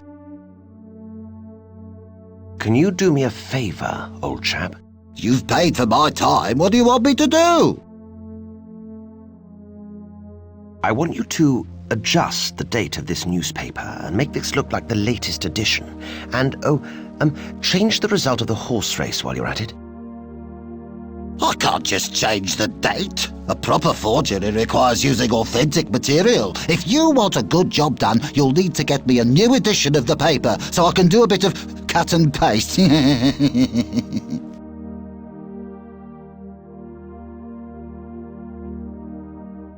Will this do for your forgery? Aye, that it will. Give it here. I don't know what you're going to do with this, but I'll bet it's not the sort of business a gentleman like yourself should be involved with. That's the advantage of being a gentleman. You're always the last to come under suspicion. Come back a bit later, and you'll have your stuff.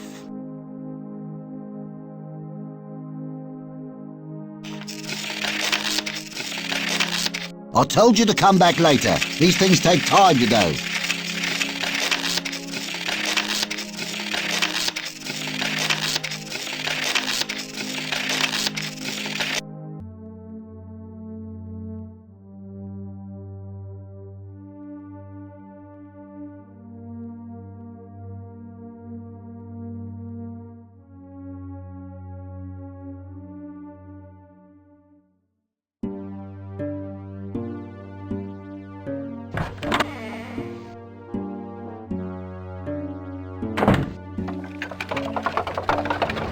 Where to, Governor? The docks.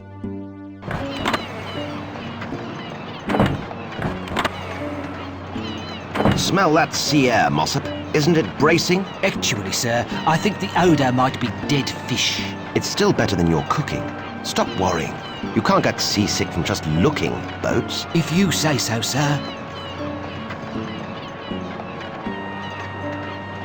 Whatever you do, Mossop, don't be sick again. I'll try to hold it in, sir. What do you know about ships, Mossop? Only that they rock back and forth and up and down and round and round. Yes, all right. You're starting to make me feel sick now. I have nothing more to say to you. Righty-ho, sir. He must be the chap who oversees ships entering and leaving the port.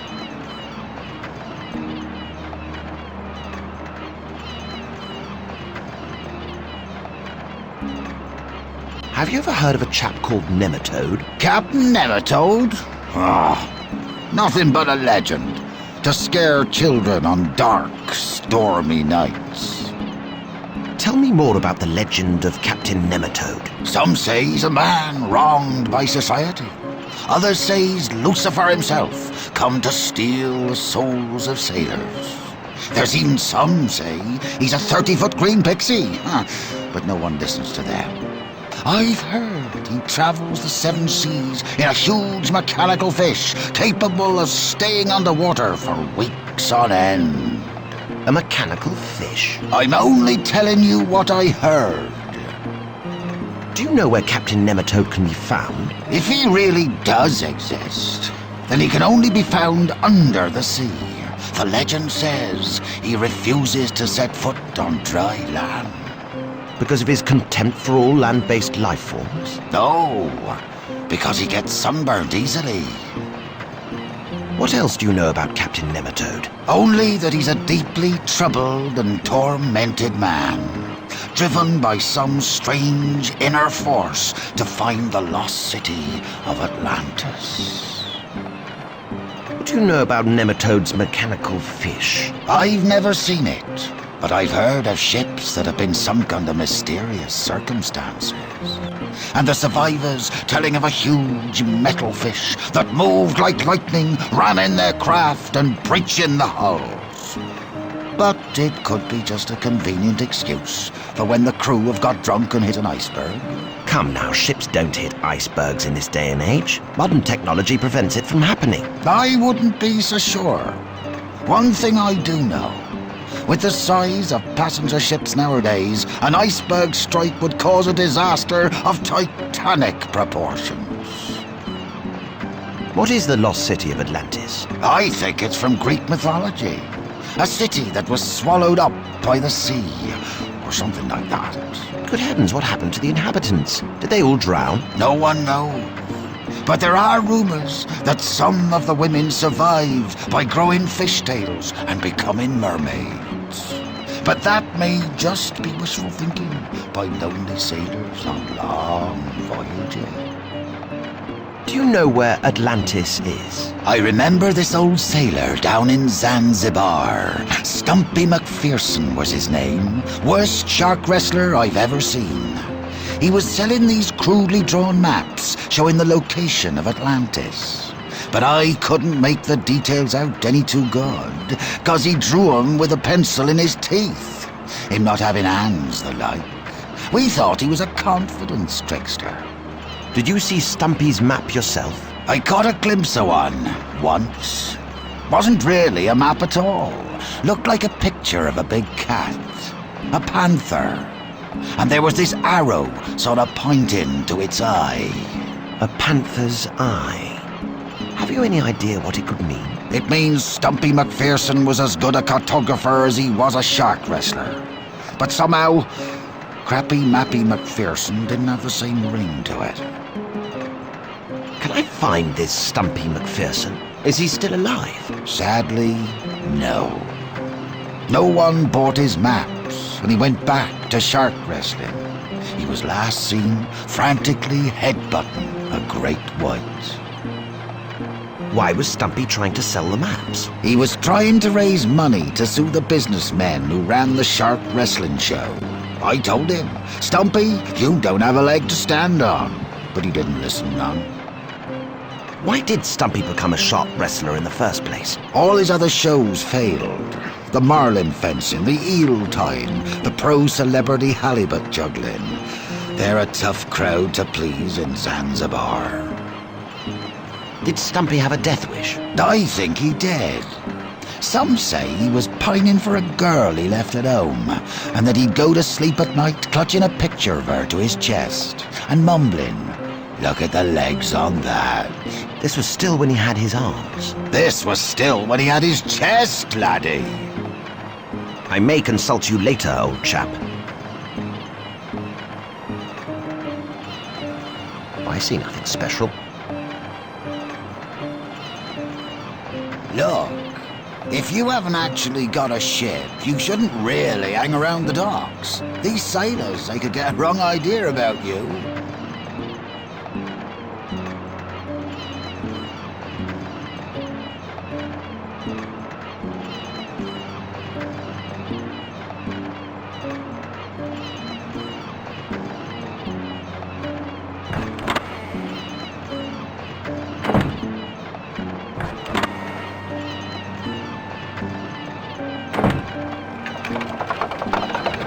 Where to, Governor? The Crab and Sailor Public House in Whitechapel.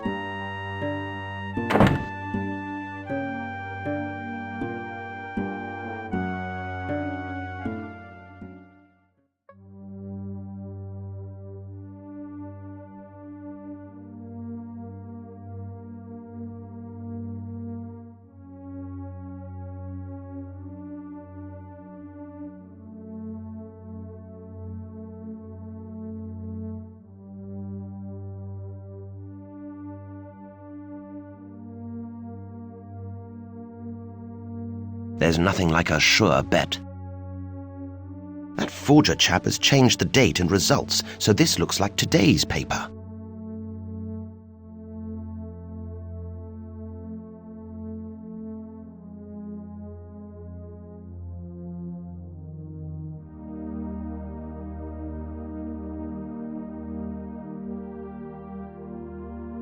Are you used to places like this, Mossop? I can't afford to get used to them, sir. Not on my wages. I hope nobody I know sees me here. If we do meet anybody you know, sir, I'm sure they'll be too busy to notice you. I have nothing more to say to you. Righty-ho, sir.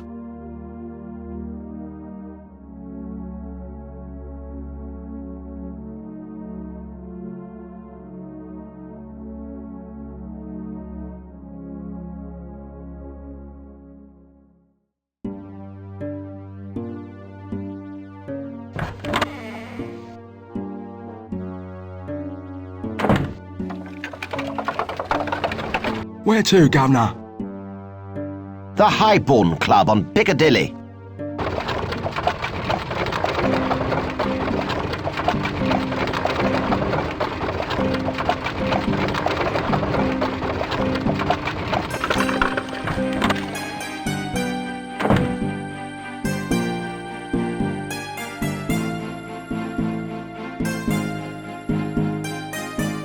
Good day, Mr. Hedgehog. Hello, Potman. Potter, sir. Jolly good.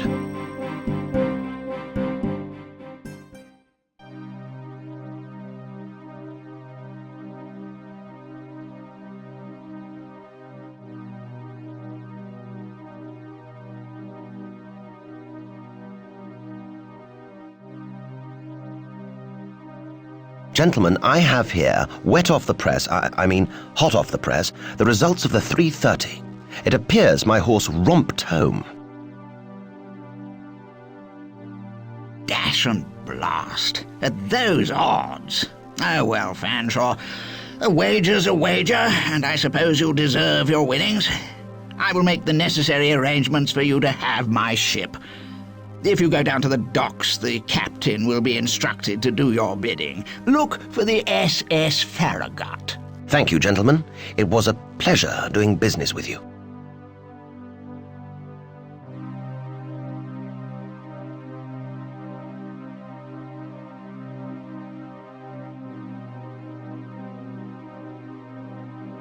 Try to remain inconspicuous, Mossop. May I ask why, sir? This is a gentleman's club and servants are frowned upon. You shouldn't really be here at all. Maybe I could pretend to be a gentleman, sir. Oh, be serious, Mossop. I have nothing more to say to you. Righty-ho, sir.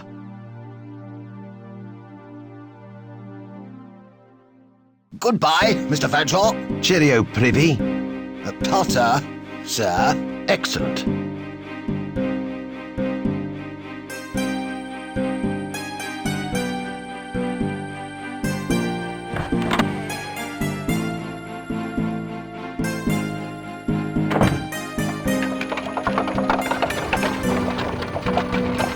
Where to, Governor? Harrow.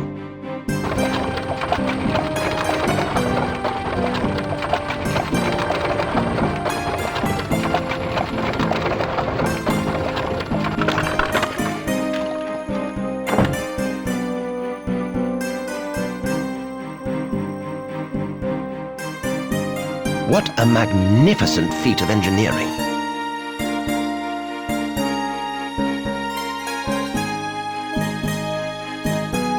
Isn't it nice to be this far out of London? I don't know, sir. It smells funny. Yes, it's called fresh air, Mossop. I have nothing more to say to you. Righty-ho, sir.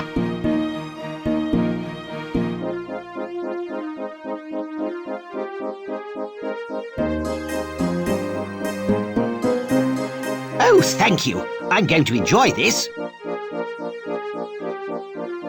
Righty-ho, I've got everything I need now, so I'd better be off. Full moon, you see.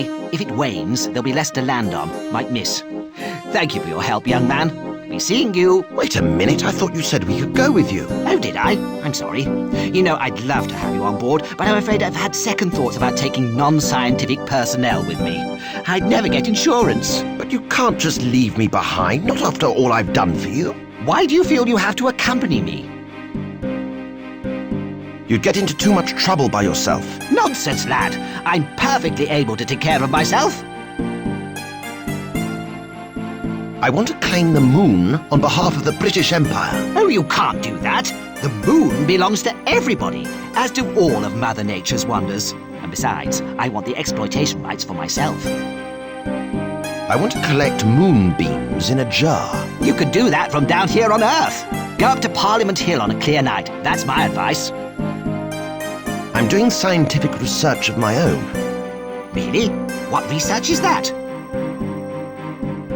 I want to research alien life forms. There's no such thing as alien life forms. Everyone knows that. I want to see what happens when one's manservant throws up in zero gravity. Not in my nice shiny new rocket, you don't. I want to research the view from the moon. What's so interesting about the view from up there? I want to look down on people. I've looked down on them all my life. So where better to do so than from the moon, eh, Professor? Snobbery has no place in space exploration, my boy. I want to research the view from the moon. What's so interesting about the view from up there? I want to look at the Earth from the moon. Why would you want to look at the Earth from so far away? I'm looking for a specific geographic structure not shown on any maps. Really? How fascinating. What equipment are you bringing? I've got a camera. You'll need some flash powder then, or the photograph won't come out. Come back when you've got it.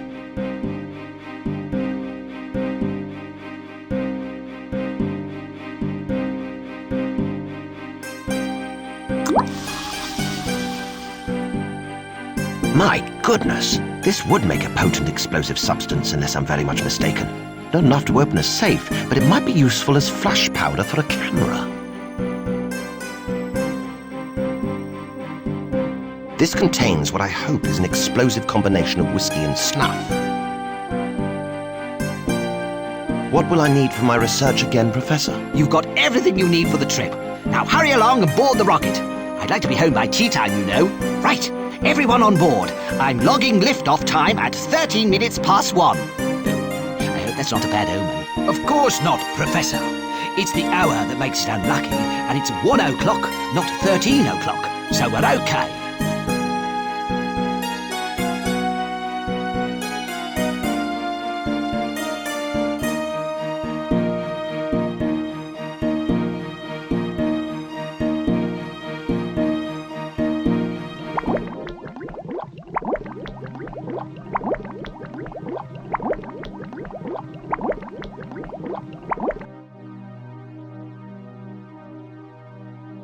looks like the Professor has modified a steam engine to create his space rocket.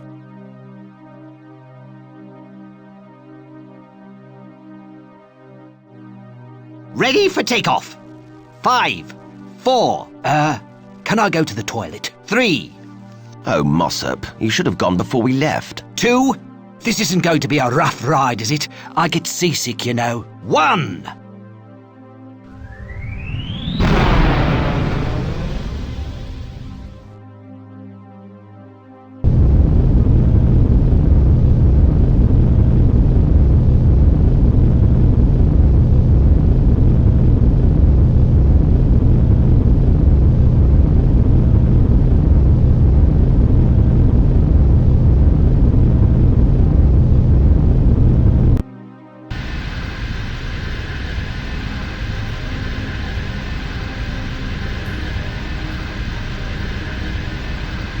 It worked! My rocket actually worked! I have to say, I am amazed, Professor. We are thousands of miles from the Earth in a converted steam engine on our way to the Moon. Quite remarkable. The Moon? Ah, yes. About that, we may actually be going to a different destination. A different destination? What different destination? That is, as they say, the question. All I am sure of is that we will miss the Moon on this current trajectory. But I thought you worked it all out, calculated everything. Then what went wrong? The answer is in the mass of this vehicle and the force required to propel it. Well, I allowed for myself and one assistant on board, but we brought your manservant as well, and he's rather plump. I might have known it was Mossop's fault. Even 20,000 miles in space, he's no earthly good. Shall I throw him out? It's too late for that now. You see, we lifted off using the propulsion force required for a lesser mass, so therefore we will miss the Moon. Exactly. So we're doomed to drift in space forever. Oh, no, certainly not. We'll plunge into the sun by tea time. That makes me feel so much better. What can we do about it? Nothing, I'm afraid. Nothing? Professor, we will die if we can't change course. Is there no steering wheel or rudder? Space rockets don't work like that, young man. They use adjustable engine output to direct them to the target. Wait a minute. That's it. We can steer the rocket to the Moon using the engine. Oh, thank goodness. Oh, no, we can't. The trajectory has to be worked out precisely using an adding machine, and mine is back in my laboratory. It would take far too long to work out the mathematics by hand. What about your automaton? Couldn't that work it out? Good heavens, no. If Robert had a brain, there's no way he'd have come on this mission. Drat. Couldn't we just guess the force needed from the engines? Steer by eye? I suppose it's possible, but it would be trial and error. One mistake, and we're doomed. Then that's what we've got to try. Couldn't we calculate it using my fingers and toes, sir? Mossop, with a limited air supply, the last thing you should do is remove your socks. Now just leave this to me.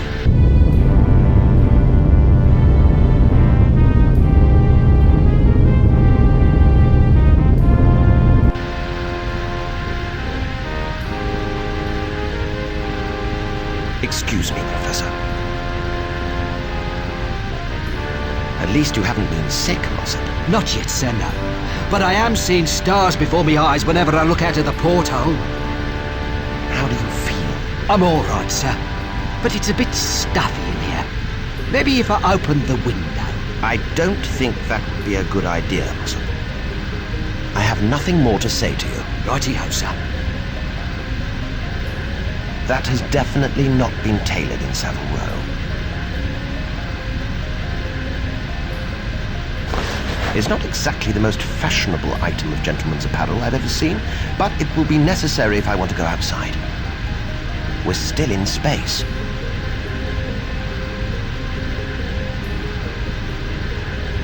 It's very solidly attached to the structures above and below it. It's an automaton with superficial intelligence. What an ingenious contraption. Now is not the time to take control of Robert. I imagine the Professor used that when he was constructing this vehicle.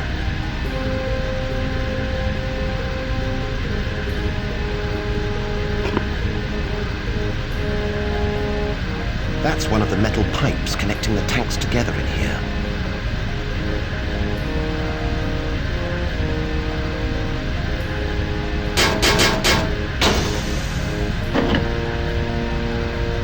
It's the pipe I removed from those big gas tank things. I hope it wasn't important.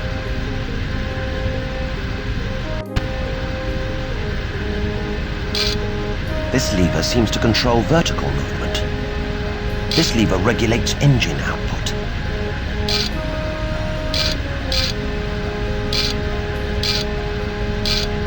This lever controls the horizontal movement of the rocket.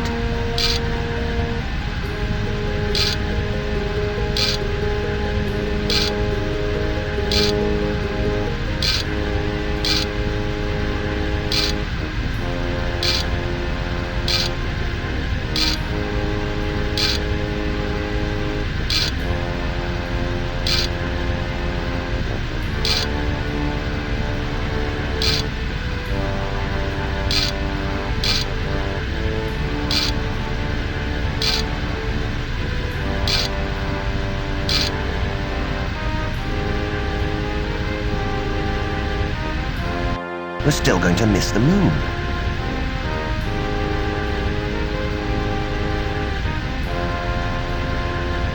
If I break the window, we're sure to be sucked out into outer space. Not that either of my two companions would fit through the porthole, of course.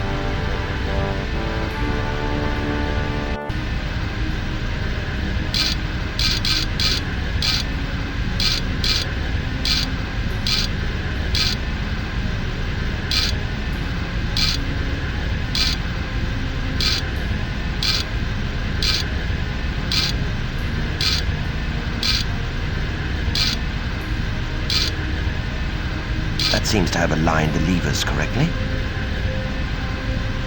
That should hold the levers in place.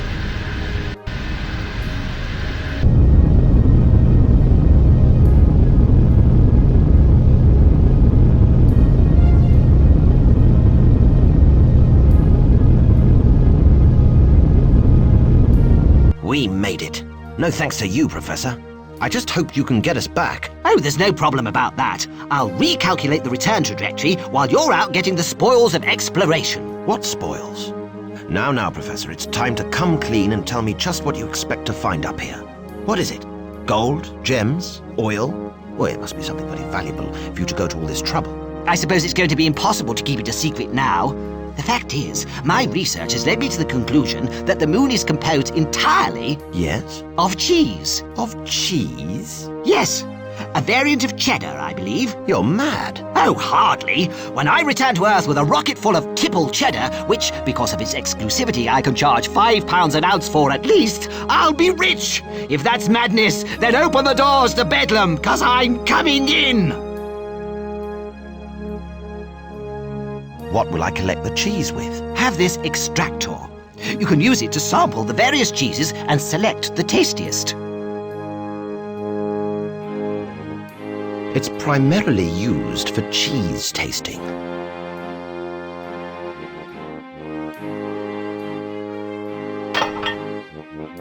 I'll need this to dig for the Professor's minerals.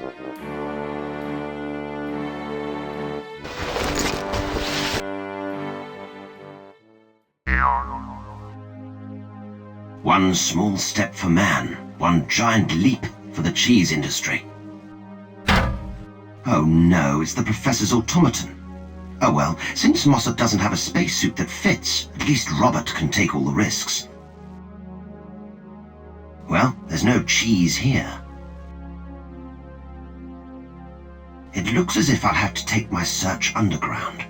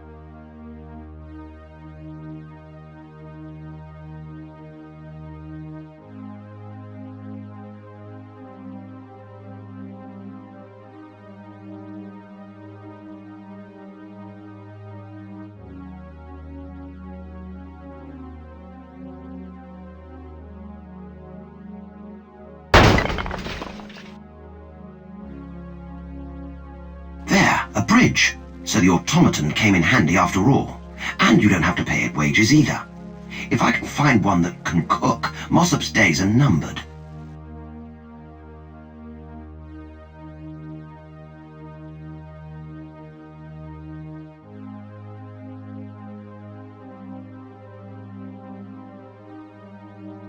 There's no cheese here. As I thought, the professor is completely wrong. I'd better get some rock samples just to prove my point.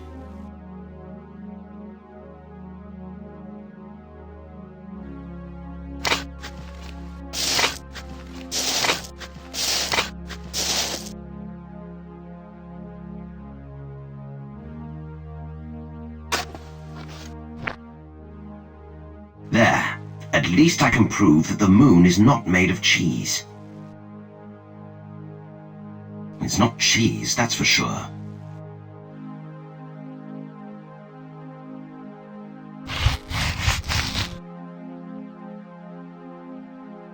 It's a powdery yellow substance.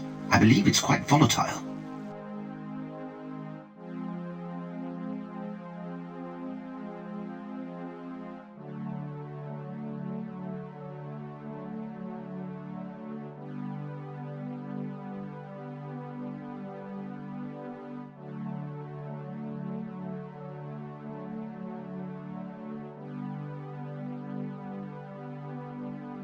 Maybe an aerial view will help me find what's referred to as the Panther's Eye. That's it. Now all I need to do is take a picture.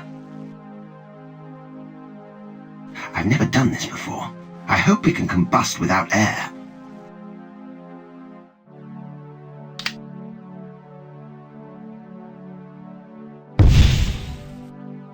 Thank goodness there wasn't any oxygen around to make the explosion any bigger. That snuff is obviously very strong.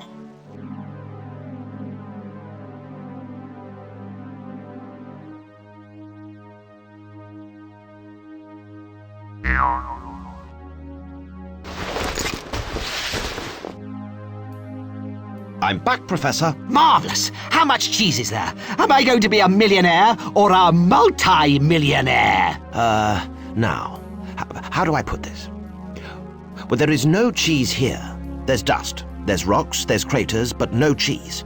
On a scale of 1 to 10, with 10 being a moon covered in cheese and 1 being no cheese whatsoever, I'd say this place is minus 658? You'd find Americans on the moon before finding cheese there. No cheese? You lie! You just want to keep it all for yourself, you cad! You want to grab my gorgonzola, rob me of my roquefort, purloin me of my parmesan, cheat me out of my cheddar! Professor, if it makes you any happier, I did find this mineral. It's yellow, but it's not at all cheesy, I'm afraid. Looks like a phosphate compound to me, found in chemistry labs all over the world. That's hardly a discovery. I'm sorry, Professor. That's just the way it is. Well, it doesn't matter now, anyway. That's the spirit, Professor. Don't dwell on failure. Move onwards to success. No, I mean, it really doesn't matter, because we're going to die! Professor, what have you done? Actually, it's what you did. When you broke that pipe in order to stabilize the engines, you severed the oxygen supply in the cabin. We haven't got enough fresh air to make it back to Earth.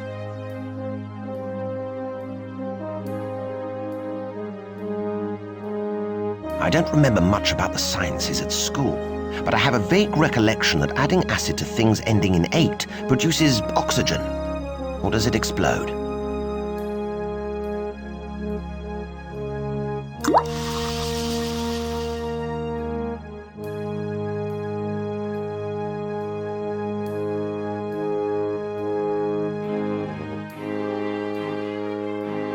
You did it! Dear boy, I had no idea you were a chemist. Actually, neither had I. Right, can we be off now? But I haven't got my cheese! I've told you already, Professor. There is no cheese. Accept it. I can't believe it. My life's work wasted. Why is it everything I do goes wrong? My first project, Tipple's patent depilation cream, the only one of its kind, ruined by an idiot research assistant. Then my next project, to bring a dead body back to life by repairing it with parts of other corpses, all my ideas stolen by some Austrian doctor. And now this! Come on, Professor. We'd better get you home.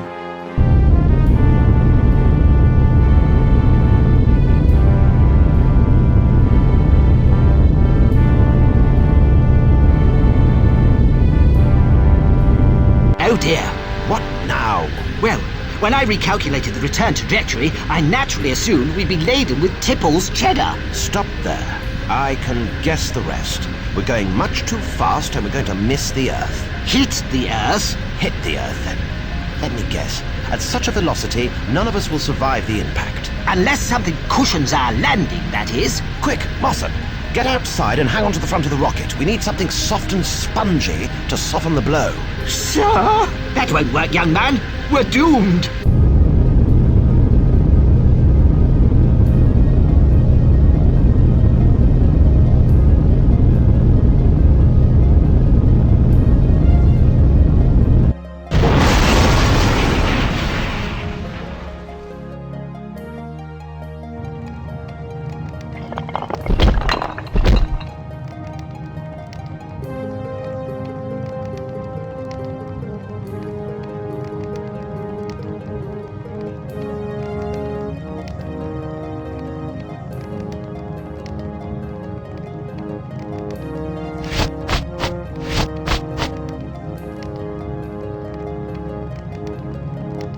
That wasn't so bad, was it? Well, my photograph is still intact, so I've got what I need to continue on my mission. Good day, Professor. But Robert! What about Robert? We left him on the moon. Oh, he'll be all right. Maybe one day you'll be able to go back for him. Just don't ask me to come along next time.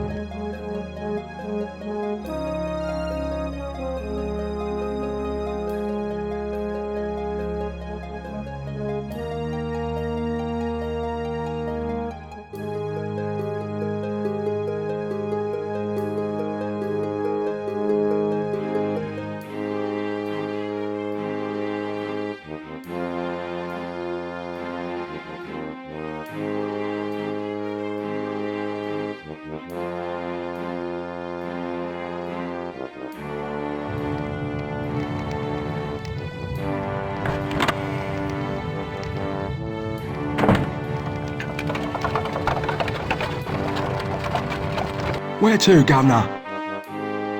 The docks.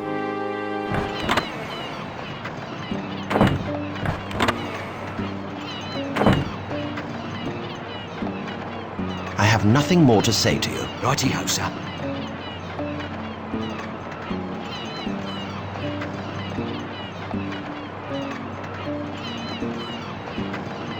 Here's my permission from Queen Victoria herself to bypass the shipping blockade. You must have good connections. Now can I go on board my ship? Nope. Why not? Well, as harbour master, I have to ensure that all the ships that leave have proper plans for their routes, or else they'll get lost and sink. You haven't lodged a route plan with me. Now listen here, my good fellow. I am a free-spirited wanderer of this fair planet.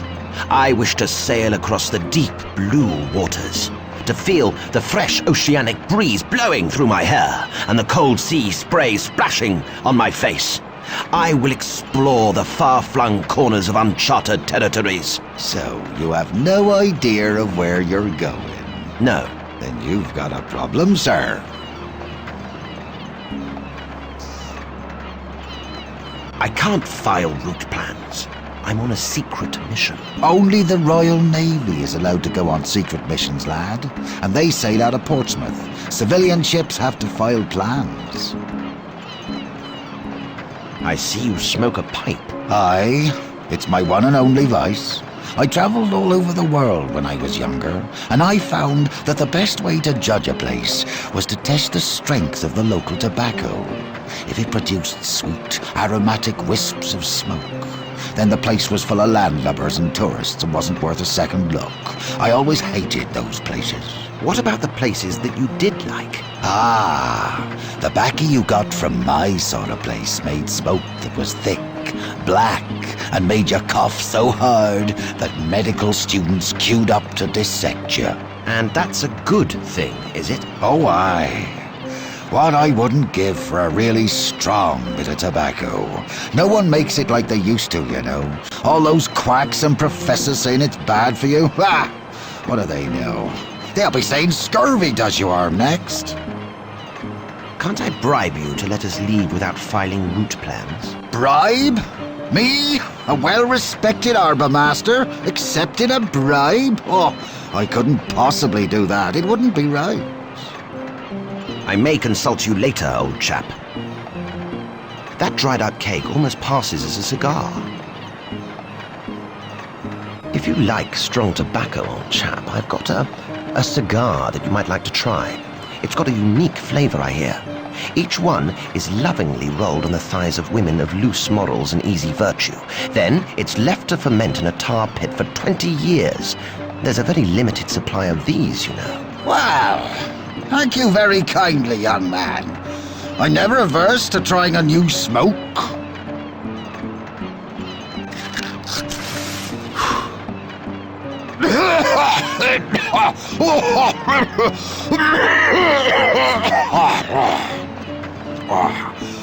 Oh my goodness, are you all right? All right? Oh, by golly, lad. That's the best cigar I've ever had. Kicks like a mule, but with a subtle, fruity flavour to it. Where did you get it from? Oh, a long way away. In fact, I could go and get you some more if you'd like. Yes, please. That would be right noble of you. Capital. But there is one small problem. They only make that type of cigar on a remote tropical island, the location of which is a well-guarded secret. If I were to file plans to go there, everyone would be able to get to the island and buy these cigars, and stocks would dwindle, making them impossible to obtain. Whereabouts is this island, then? I've been all over the world, and I've never even heard of an island such as that. It's on the Tropic of Cancer, but I can't tell you any more than that. I'm sworn to secrecy. Okay then, lad.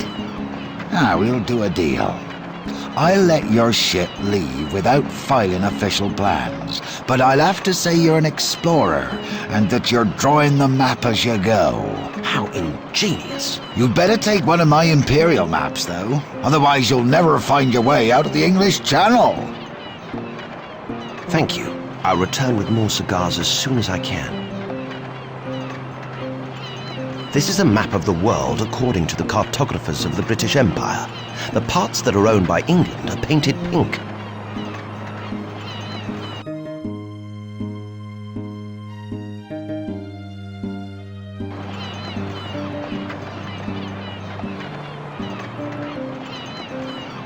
I see nothing special.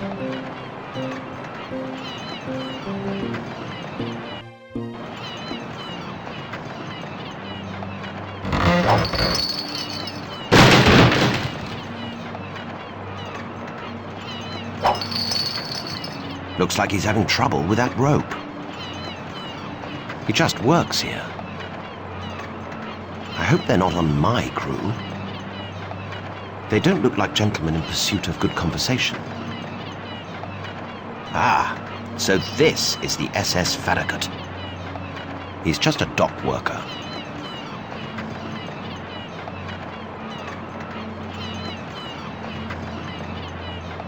Come on, Mossop. Let's get on board for a life on the ocean wave, the smell of the sea, the pitching of the ship. The vomiting of the manservant. Oh, really, Mossop? You should be getting used to it by now.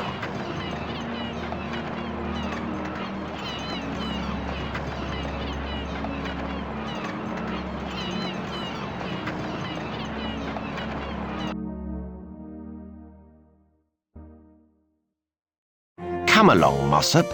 Did you dispose of all that junk that was cluttering up my pockets? I certainly did, sir. One can never be too careful on a ship that pitches and tosses to and fro. Oh, please don't remind me, sir. Stop fussing, Mossop.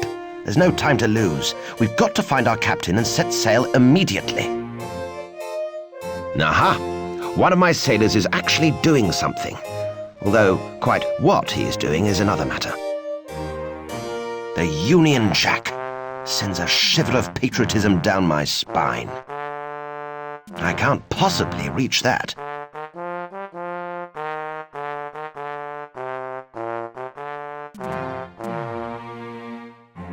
That staircase leads up to the bridge. He seems to have made friends with the marine wildlife.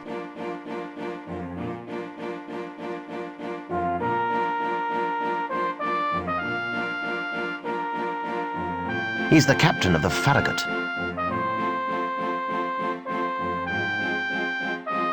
Good day, Captain. I am Piers Fanshawe, the new owner of this vessel. I trust you were made aware of this. Aye, sir, that I was. Welcome aboard the Farragut. I'm Captain Scott. You're not related to those Scots who do all that exploration, are you? Unfortunately, no. That family anglicised their name from Scotelsky when they moved to England. I'm one of the original Scots. I see. Very well, Captain Scott. I command you to take us out to sea on a mission of such secrecy I cannot tell you our destination until we're at least 20 miles from land, and even then I must whisper. Whatever you say, sir. Splice the anchor, man the breeches, untie the gibbet. Slow ahead. I say, Scott, are you sure you've sailed before? Aye, sir. Stow the poop.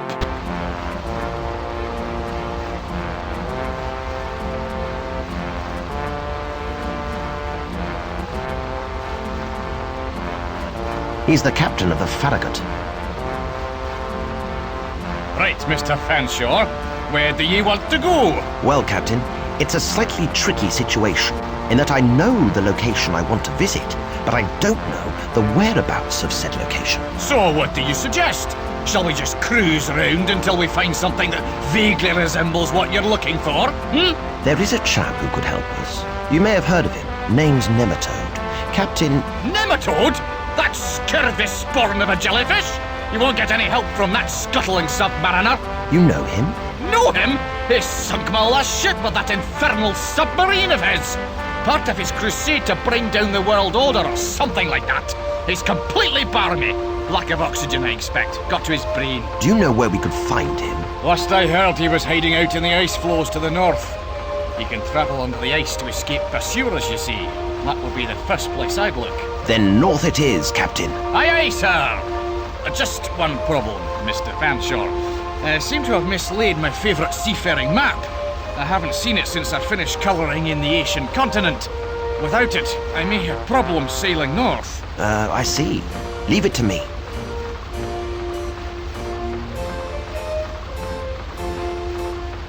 Perfect! Fasten the linchpins, lock tight the bootstraps. We sail north.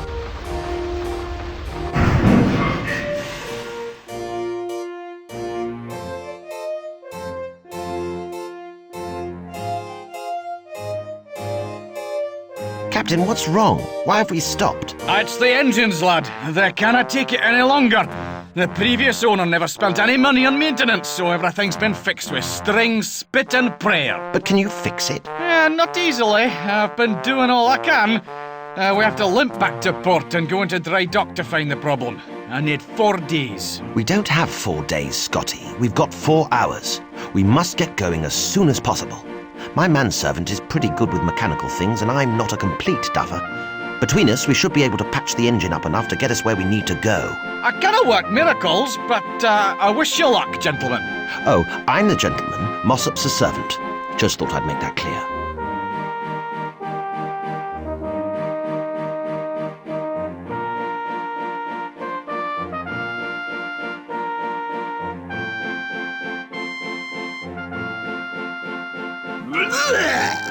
Meal overboard!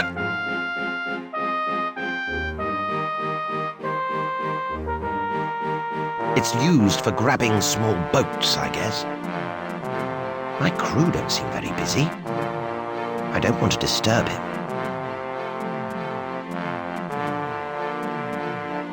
He's one of my crew. I don't fancy a nautical discussion right now.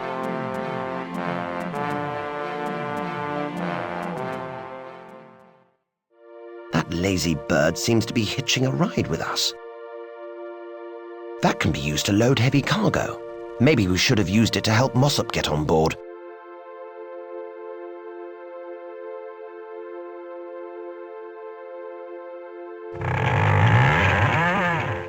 Curses! It's rusted in place. I'll never shift it. I'm no mariner, but I was under the apprehension that a seafaring vessel was supposed to be relatively free of holes. He's one of my crew.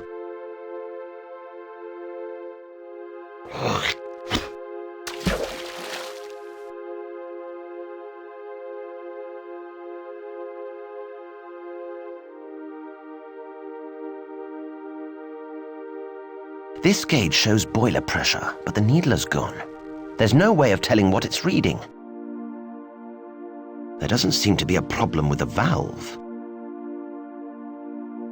If I'm going to fix this boat, I shall get myself the proper tools. I'd better be careful not to get too greasy. It looks fine to me.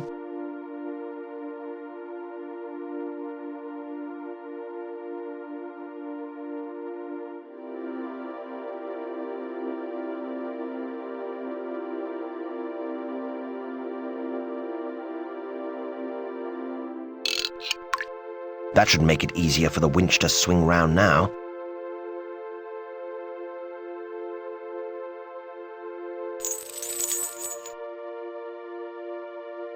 There, that should stop the sailor spinning over the side of the ship.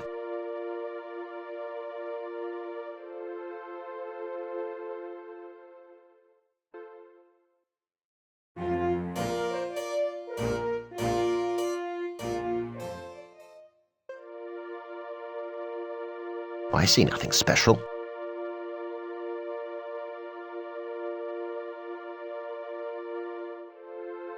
I'm going to need something pretty strong to open that window.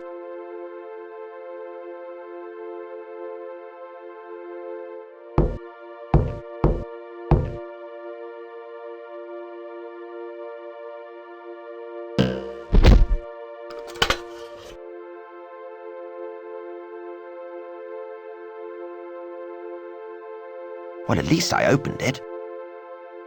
I levered this from the porthole. Thanks to my handiwork, it's starting to get a bit chilly in here.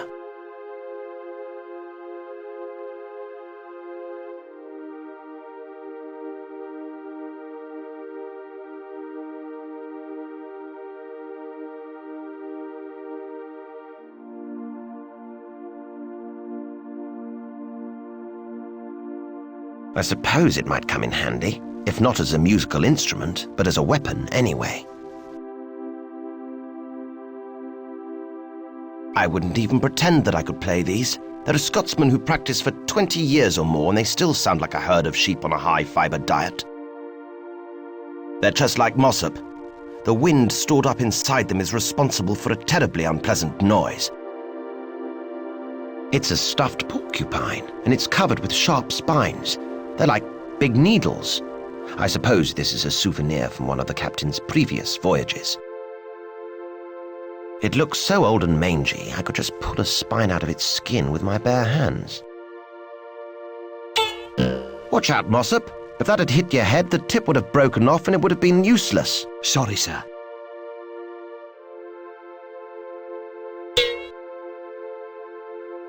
It's a porcupine quill, but it looks like a big needle.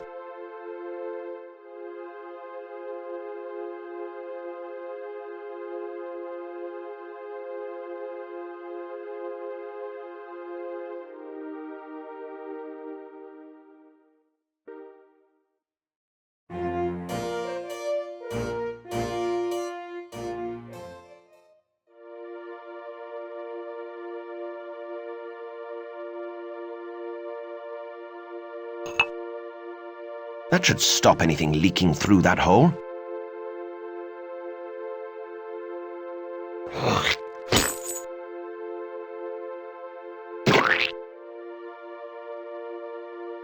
Why am I doing this?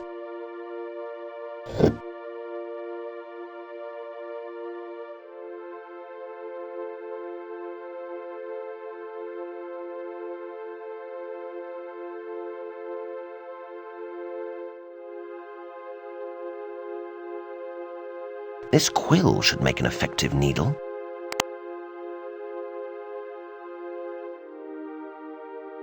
I ought to be a little more discerning in where I leave my possessions. There's no boiler pressure at all. There must be a leak in the pipe somewhere.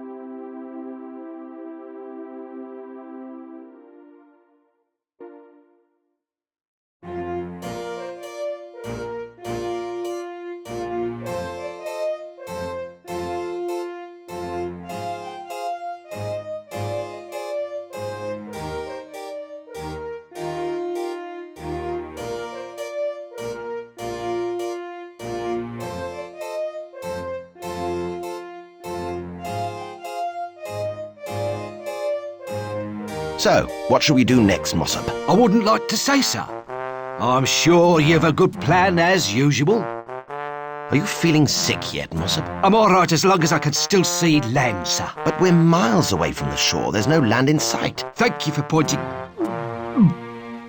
that out, sir. Are you excited about our latest adventure, Mossop? I'd be a lot happier if we were on dry land, sir. I say, Mossop, be a top man and get that flag for me. I can't quite reach. But you're taller than I am. Yes, but this is a fitted suit from Savile Row. Any vigorous arm movements could put a strain on the stitching. Oh, yes, sir. I forgot. But I still can't reach. Well, try. There's a good chap.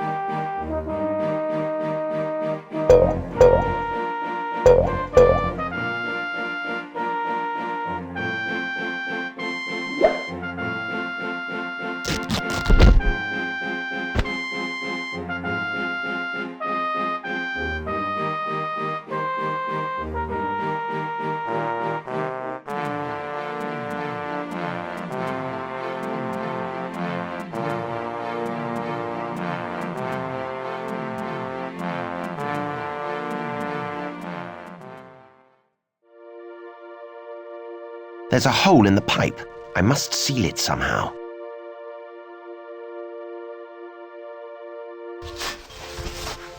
There. That should seal the hole and stop the leak.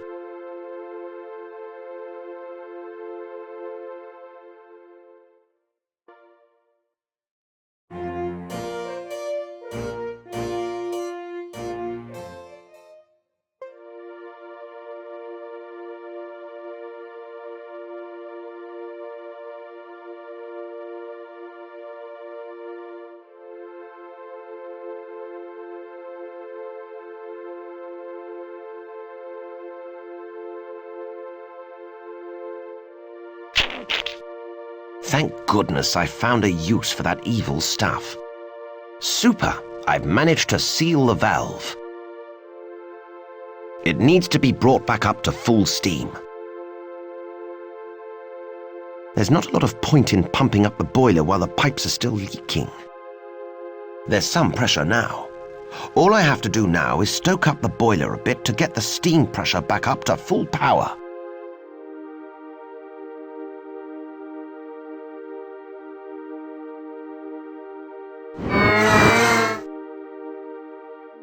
There. That should restore the engines to perfect order. We can get on our way now.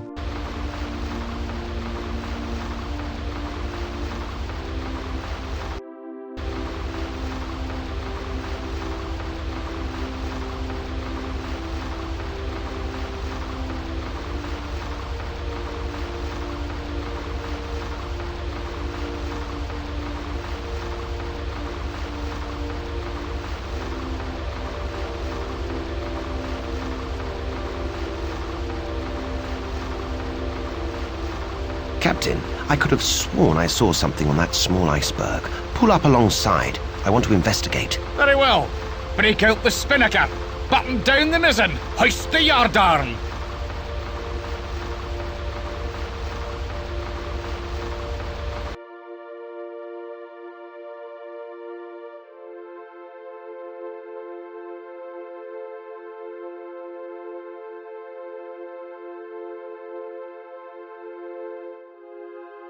By Jove, sir, it's so good to be off that ship. I hate being sick. I should say so. At least there was only the one mishap. Yes, sir. Sorry about your shoes. Never mind, Mossop. And your waistcoat, sir. It's all right, Mossop. Really, it is. And I'm really sorry about your jacket. And your valise. And your brandy flask. And your best hat. And the back of your neck. Yes, yes, Mossop. It's a good job I don't really need any of the items we couldn't clean properly, isn't it? Yes, sir. Right, Mossop. Let's search this iceberg for clues to Captain Nematode's whereabouts. Is it cold enough for you, Mossop? I'm fine, thank you, sir. I've got several layers of insulation keeping me warm. One of the few advantages of being fat, eh? I was referring to my woolen undergarments, actually, sir. Ah, yes. Quite right. I have nothing more to say to you. Righty-ho, sir.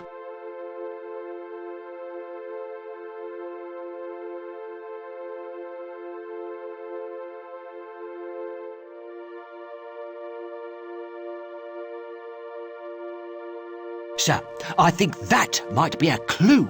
Mossop, your powers of observation never cease to amaze me.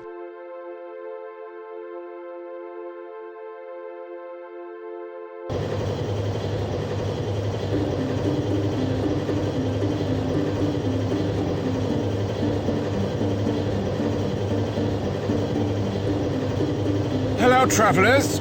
I'm Captain Nematode, and you are on board my submarine, the Naughtiness. Now, who are you? What do you want? I am Piers Fanshawe, and this is my faithful manservant, Mossop. I'm here to ask you for your help. I don't help land dwellers, especially upper-class parasites like yourself. But you can help me. In fact, you can be my prisoners.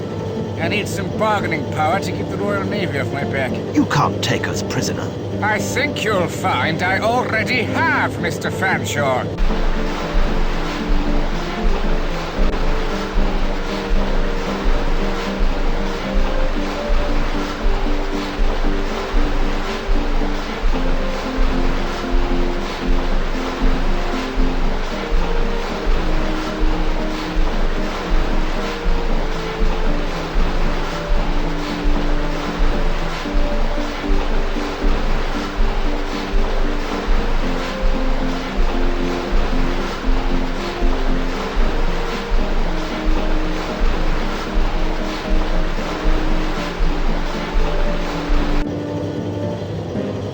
I don't want to touch those. I don't know what havoc I might cause. Don't touch anything. I won't, sir. Do you feel sick under the sea? I hope I don't, sir. There's nowhere to, you know. Review one's dinner? Exactly, sir. I have nothing more to say to you. Righty-ho, sir.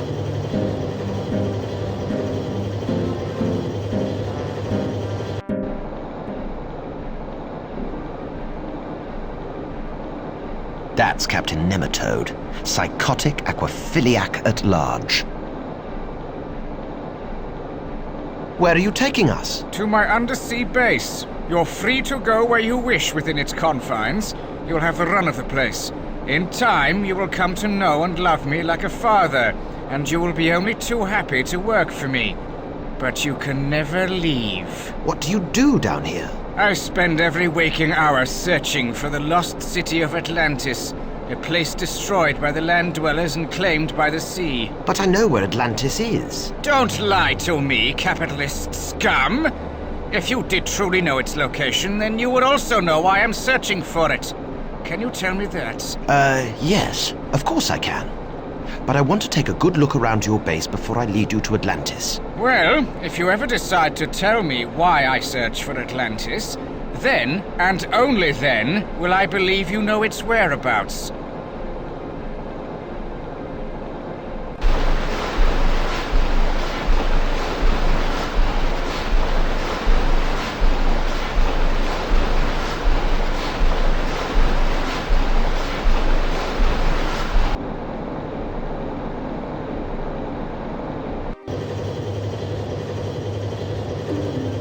I know why you're searching for Atlantis. Oh, yes? Tell me why. You want the real estate. I don't want land. How dare you imply such a thing? The sea is my mistress, and I shall never leave her. You're completely mad. It is the land dwellers who are mad, my son.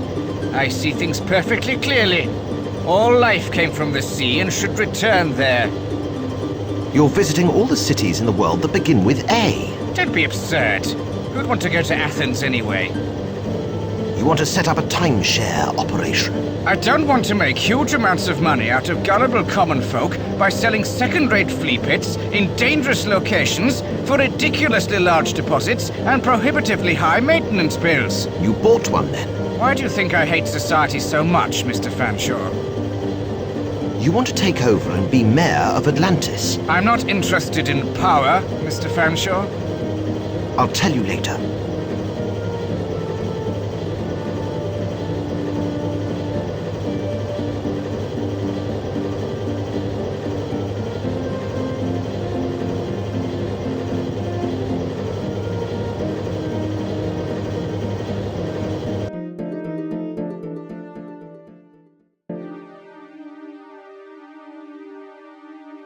Right, Mossop. We've got to find out why Nematode wants to find Atlantis so much. Let's search this base for clues. Righty-ho, sir.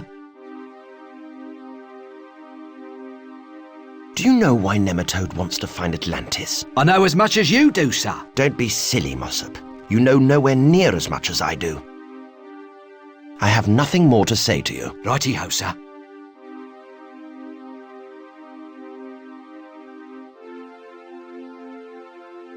It's another one of those automatons. It seems everyone has one nowadays.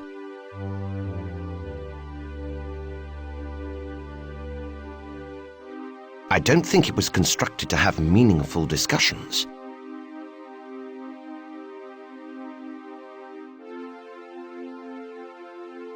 They must be used for moving heavy goods.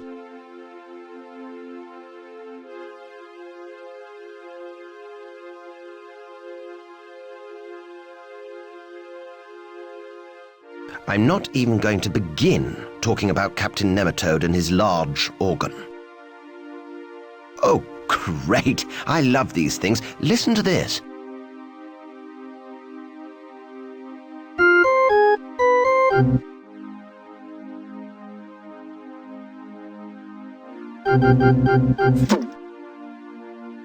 Ah, so it wasn't my playing after all.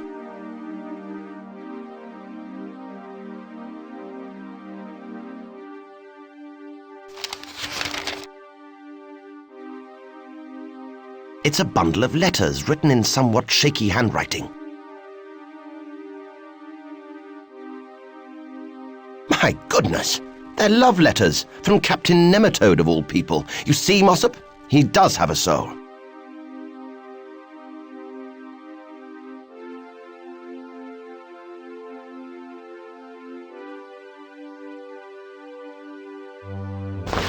This could come in handy if I need to escape from this place without the aid of Nematode's submarine. If it's watertight, it's good enough for me.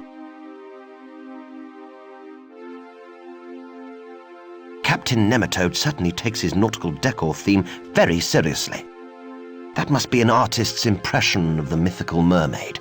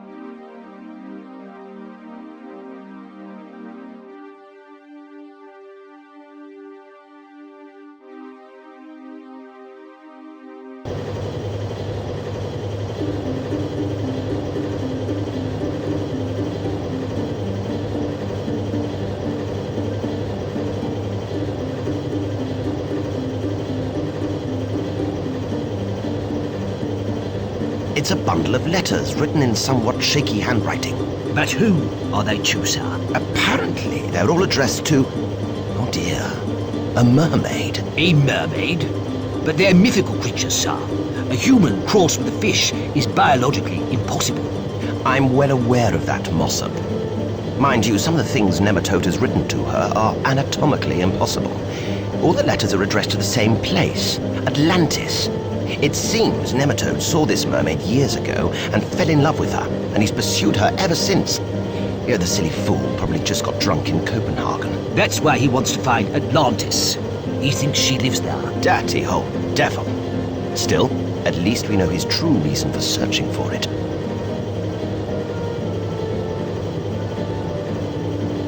I know why you're searching for Atlantis. Oh, yes? Tell me why. You seek one of the mermaids that inhabit the city. Then you've been there. You've seen Atlantis. You've witnessed the beauty of the mermaids.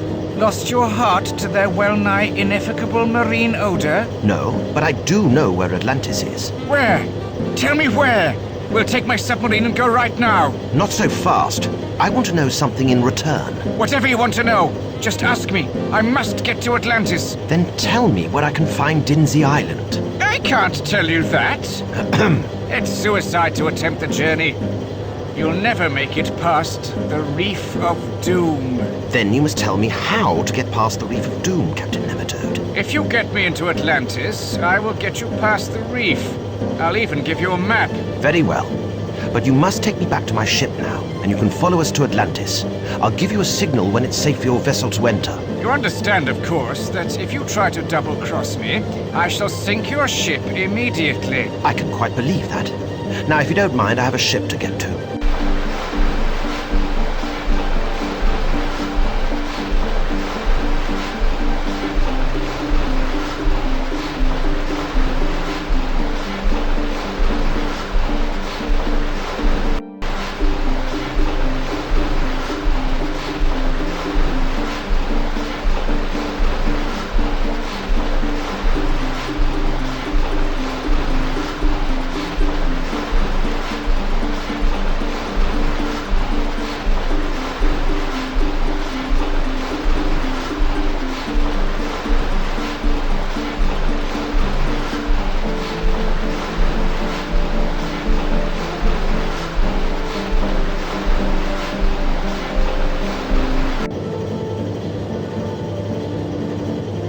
I will talk to you later.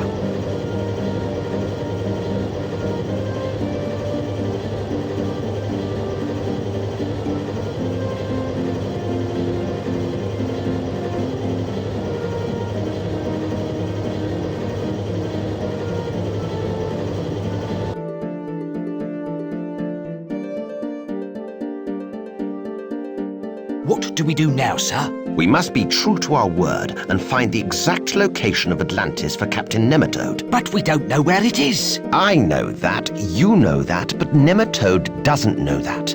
We just have to make sure we find it, or we'll never locate Denzy Island.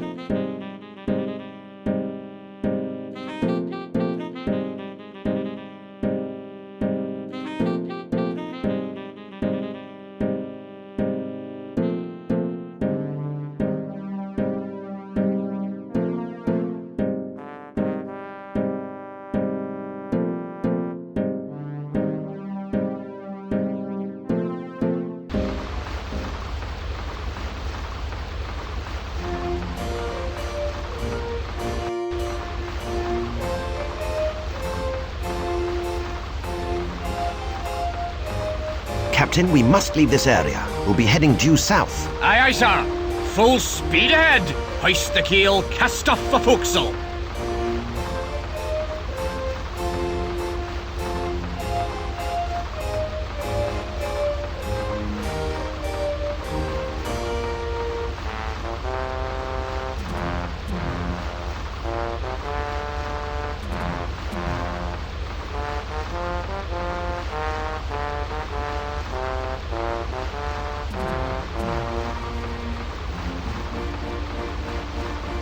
Captain, do you recognize this coastline? I believe it to be the location of the lost city of Atlantis. It does look familiar. Yes, that's the Halanga Peninsula. The island you seek is not on any map I've seen, but using this, I can certainly find it. Then change course, and we shall make haste to the Panther's Eye.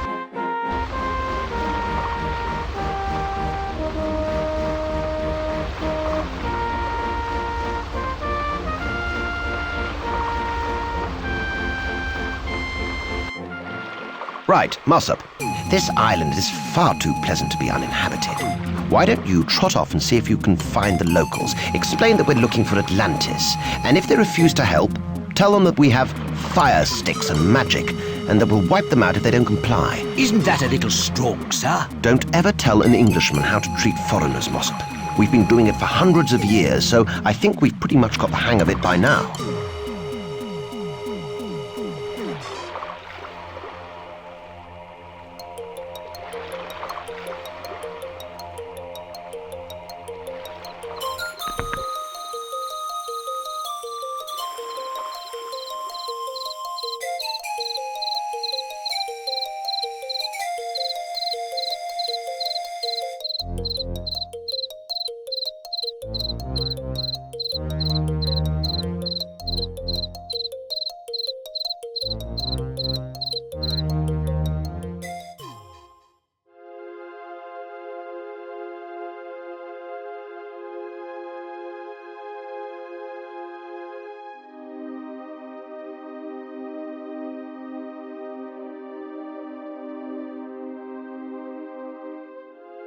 I'm standing by the shore of a freshwater lake.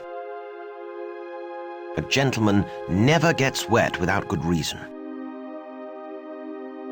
When I was a child, I liked nothing better than spending a lazy Sunday afternoon picking berries and then throwing them at the ruffians in the local stocks.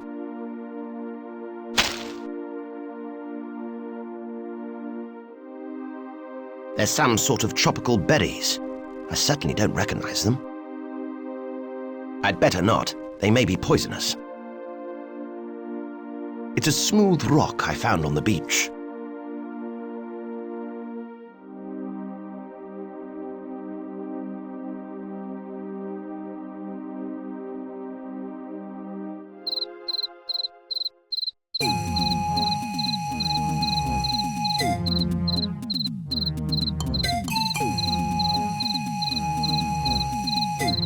Ah, the fresh smell of a wild growing plant.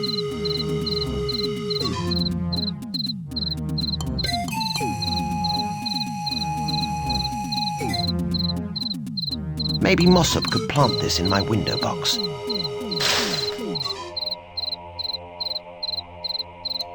It's the ivy stalk I took from the jungle.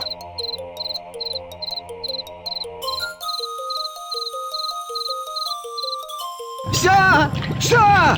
Help me, sir! What are you doing in there, Mossop? Stop playing around and get out of that pot. I can't, sir.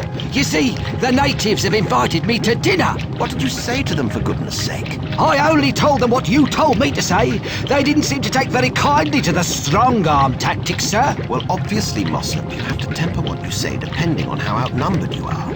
Have you no idea how to conduct international relations? If I might interrupt here, who exactly are you? Oh, I'm dreadfully sorry. I haven't introduced myself.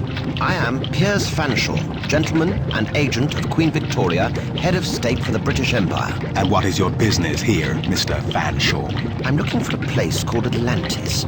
It's a city under the sea, populated by mermaids, and I heard it was around here somewhere. I am not familiar with the name, but there is a cave on this island that was tunneled by a civilization that ceased to exist long ago. Maybe that could be what you're looking for. It's certainly worth a try. If you could just show me where it is, I'll be on my way. I'm afraid it's not that simple. You see, in my country, we have a tradition that whenever someone visits in search of help, he must bring an offering to the chief of the village as a mark of respect. Do you have such a gift? Let me see. I'm sure I've got something that you'd like. Well, I'm not having any soup if it's offered to me. Don't worry, Mossop. I'll save you. I hope so, sir. I'm turning pink. That's perfectly normal, Mossop. If you cast your mind back to just after Christmas, when you last had a bath, you said exactly the same thing then. British diplomatic protocol requires me at least to introduce myself before I decide to fight. He's obviously a native of this island. I'd better address my queries through their chief. Everything in its proper place, but not there.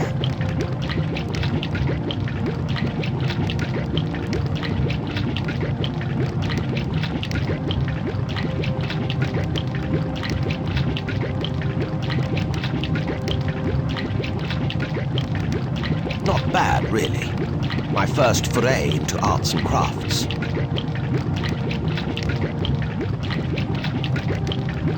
Chief, as a token of my respect, I give you this valuable trinket. It will increase your fertility manifold and is worth a lot of money in my country. That's not a lot of use to me, is it? Your country's currency is not valid here. Ah, but consider it an investment. Just think, in a few years when you're invaded and colonized by the British Empire, you'll be so rich that you may even be allowed to keep some of your own land. Well, thank you. I suppose I should reciprocate the favor. I will lend you my best guide who will lead you to the Serpent Cave, the entrance to the city you seek. Excuse me, Chief, but the guide is wearing a blindfold. How on earth would he be able to show me the way to this cave? Mr. Fanshawe, if the guide could see the terrors of the Serpent Cave, he would never agree to take you there. Terrors, did you say? Is it dangerous, this cave? Let us just say that no one has ever come out of the cave alive. I see. I don't suppose you'd let me borrow my manservant for a while.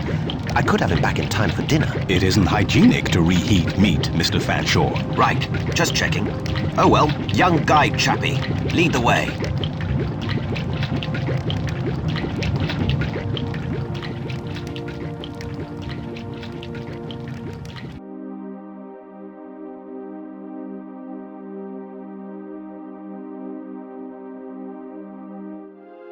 That must be the laziest animal in the world. Even when I approach it, it doesn't move. I'm not an expert on horticulture, but I believe that's a piece of ivy.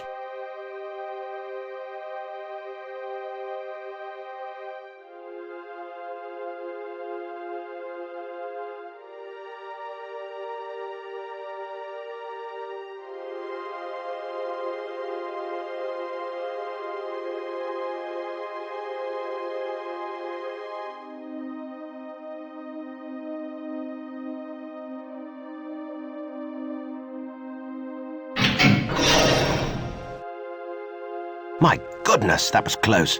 I'll have to find a way to disarm that trap. It looks as if that has something to do with the trap in this room.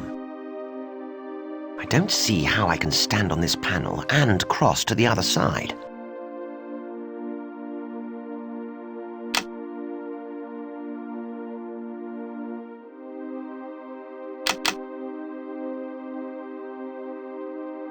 It's like a sword, only curved slightly. It does the same job, only with a bit more panache.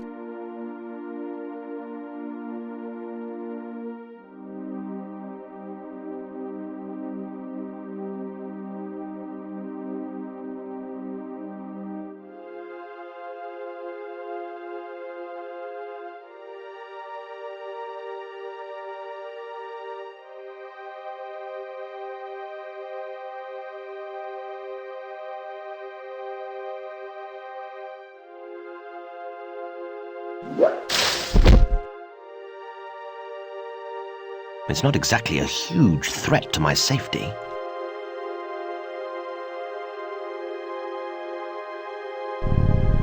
I think I can safely carry this animal about. It's too lazy to struggle. If it's watertight, it's good enough for me. It's quite happy in my pocket. I hope it doesn't get hungry, though.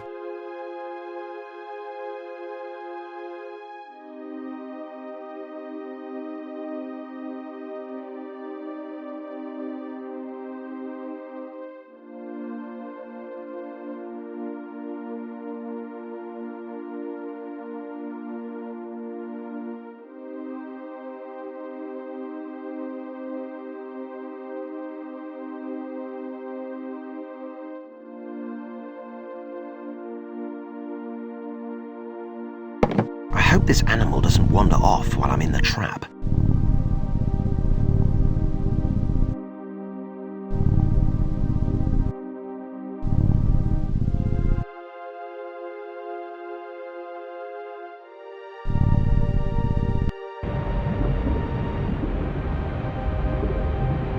It seems to be stopping something from above this cave falling down into it.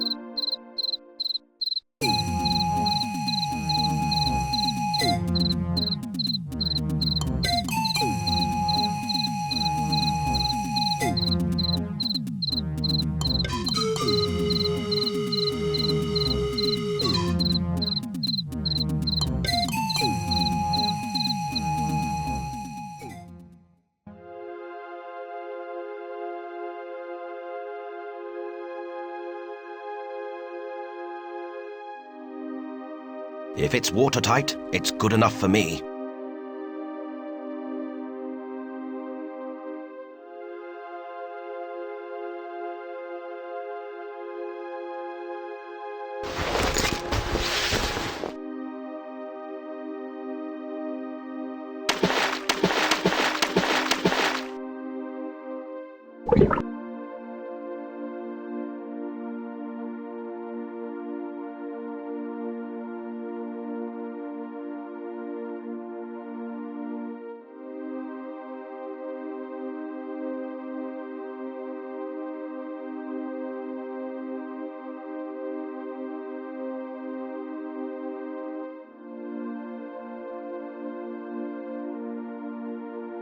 That must be the plug I saw in that cave.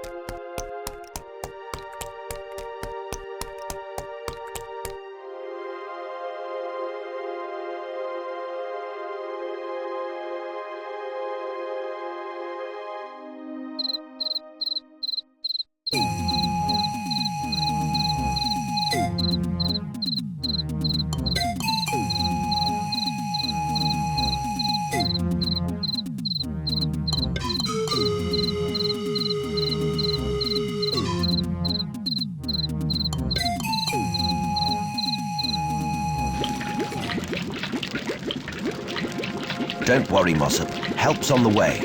Just don't get too anxious. We don't want a repeat of that incident that got you thrown out of the municipal pool, do we?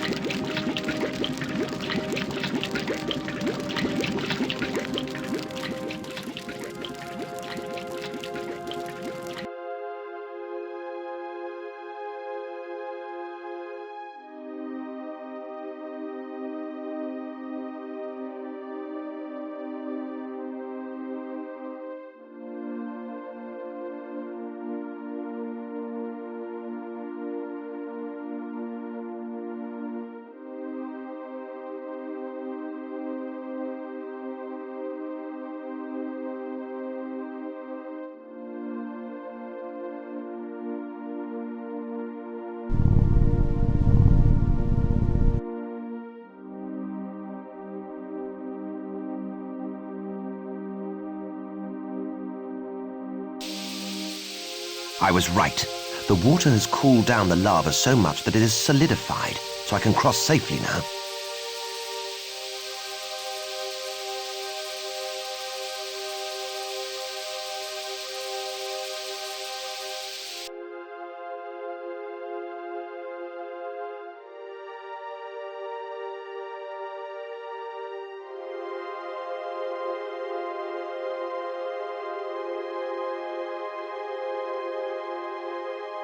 Fascinating. There are little symbols carved onto 3 of the crystals. Unless I'm mistaken, they're ancient Greek characters. There's a delta on the purple crystal, a beta on the green crystal, and a zeta on the blue crystal. I think that's probably significant in some way. And what's this? A blue crystal all on its own.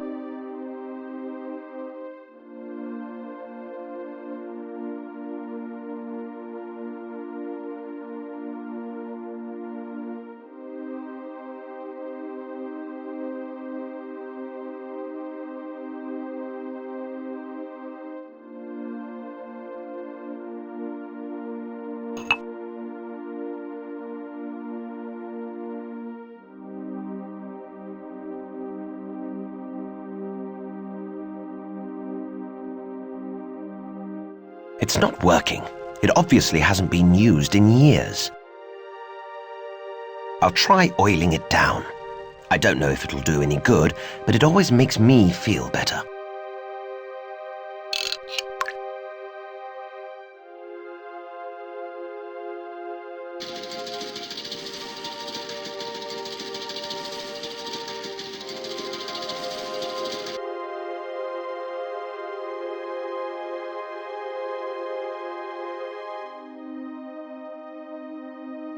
By Jove! An entire city under the ground. This could be the archaeological find of the century.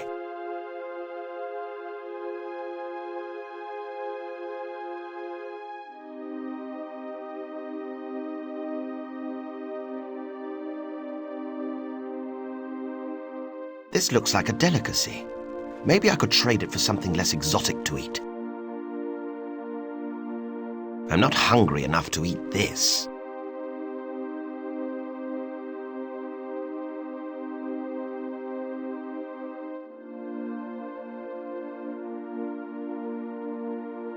It's a model of the lost city of Atlantis.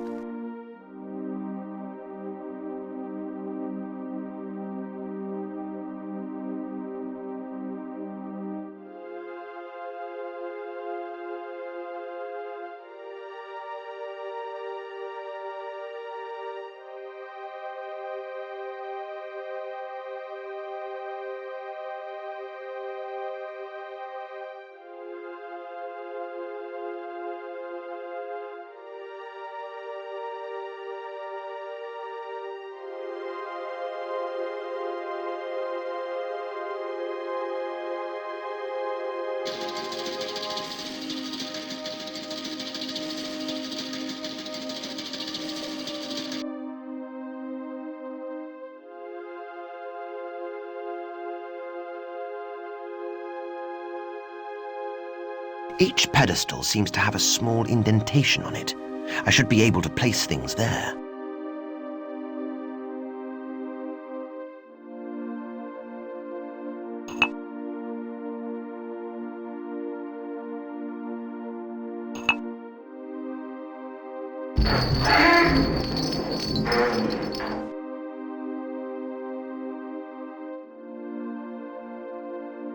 I think that did the trick.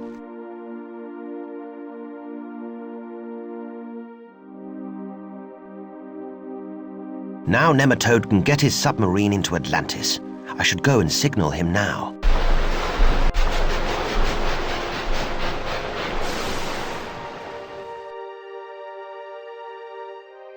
Naha! It looks like he's found the tunnel already.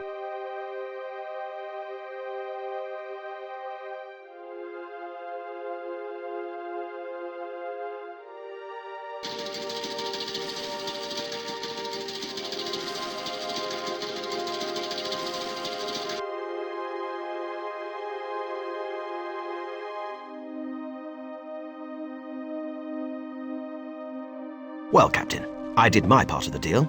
I got you into Atlantis. Now you must give me that map for the Reef of Doom. Oh, all right. Here it is. Use it wisely. Those are uncharted, shark-infested, pirate-ridden waters. Very dangerous to those who don't know what they're doing. Captain, I've been to the moon in a converted steam engine. I've travelled to the bottom of the sea in your submarine. I've visited the most debauched vermin nests in the East End of London. Goodness, I've even been into my manservant's bedroom. Give me some credit. I've faced some pretty horrible things over the past few days. If you think you're man enough, then go ahead. But don't say I didn't warn you. Now, how about this place? Where are all the mermaids, then? Did you tell them I was coming? Did you? I hate to be the one to break the news to you, but it appears they've all left. All of them? Where have they gone? Apparently, they've formed a synchronized swimming team and have gone on a tour of tourist hotspots in the Mediterranean. No! No! Well, I'll be off then. Thanks for the map.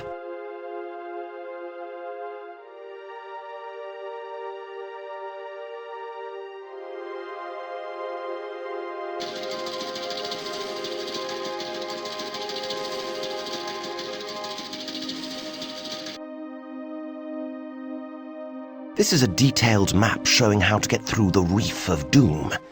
It doesn't mean a lot to me, but Captain Scott should understand it.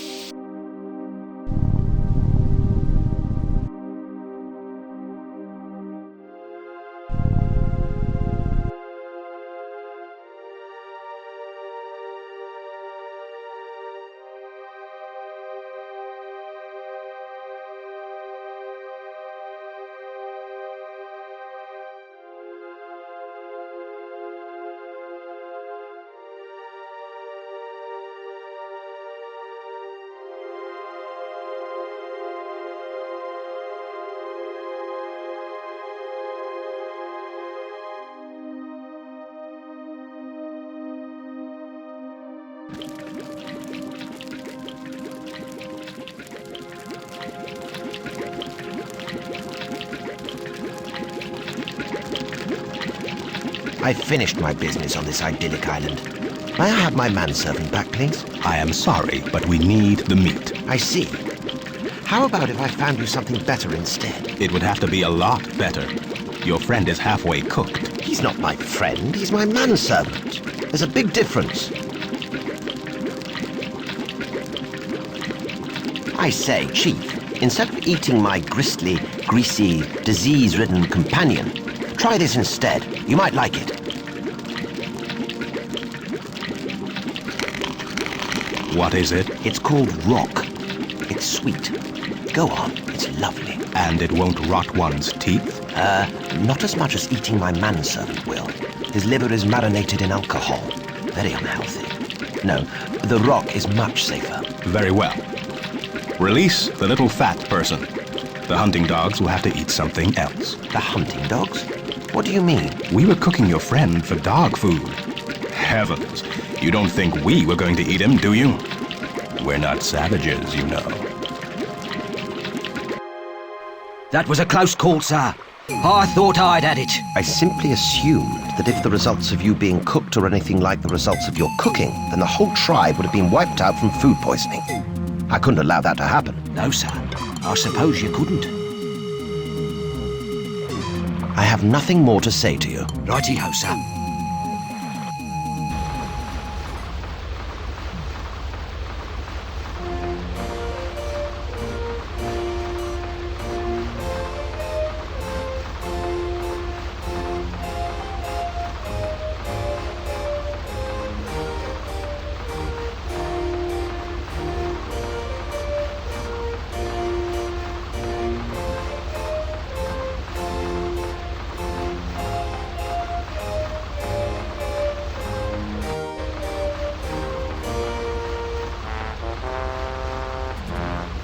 I will talk to you later, Captain.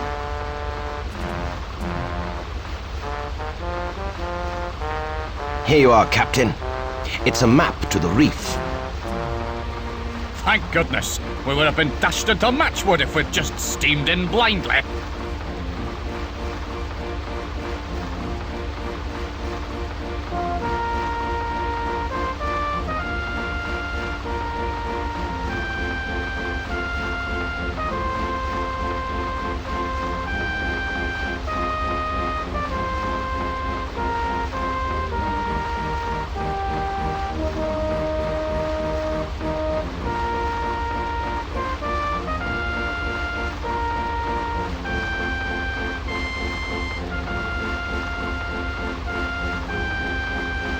We're through! Let's find this island of yours, shall we, Mr. Fanshawe? Capital idea. By the way, I must congratulate you on your navigational skills. I don't think anyone else could have got us through that reef alive. It was touch and go, Mr. Fanshawe. I did not think the engines would have held for much longer. They're no built to take that kind of stress. Ship ahoy! Ship ahoy! Another ship? In these waters? We'd better investigate. And if they found an easier way around the reef, I want a refund.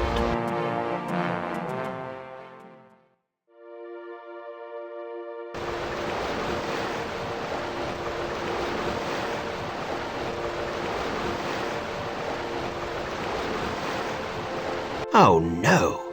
Pirates! What makes you think they're pirates, sir?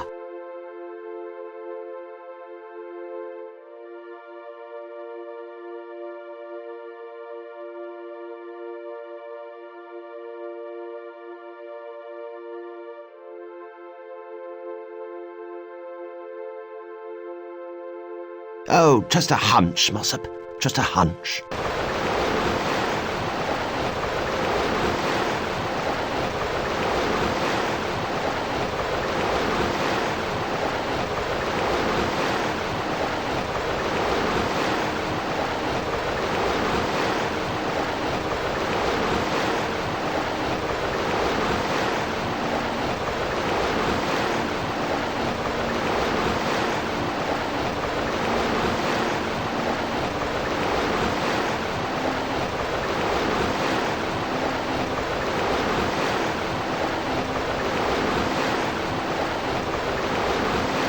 It's pulling alongside. I think they want to talk to us. Ahoy there, me hearties! Hello, Piers, old chap. Bet you didn't expect to see me here, did you? Like my new set of sails? What do you want, Rafe? You creepy cove! Oh, it's perfectly simple, Piers. I want you. Come over to my galleon. It's not going to be much of a race if we're on the same ship, is it? I think it could possibly turn out to be a dead heat in that case, don't you? Things change, Piers. It's not about racing anymore. Look, I'd love to sit around and chat, but I've got to get to Denzy Island. Bit of a rush, you see. Sorry. I'm afraid I can't let you do that, old chap. Captain, would you mind awfully handing over your passengers to me? You must be joking. I'm a man of honour, and if I am hired to take someone to Denzy Island, then I will take them there, and no amount of arguing will persuade me otherwise.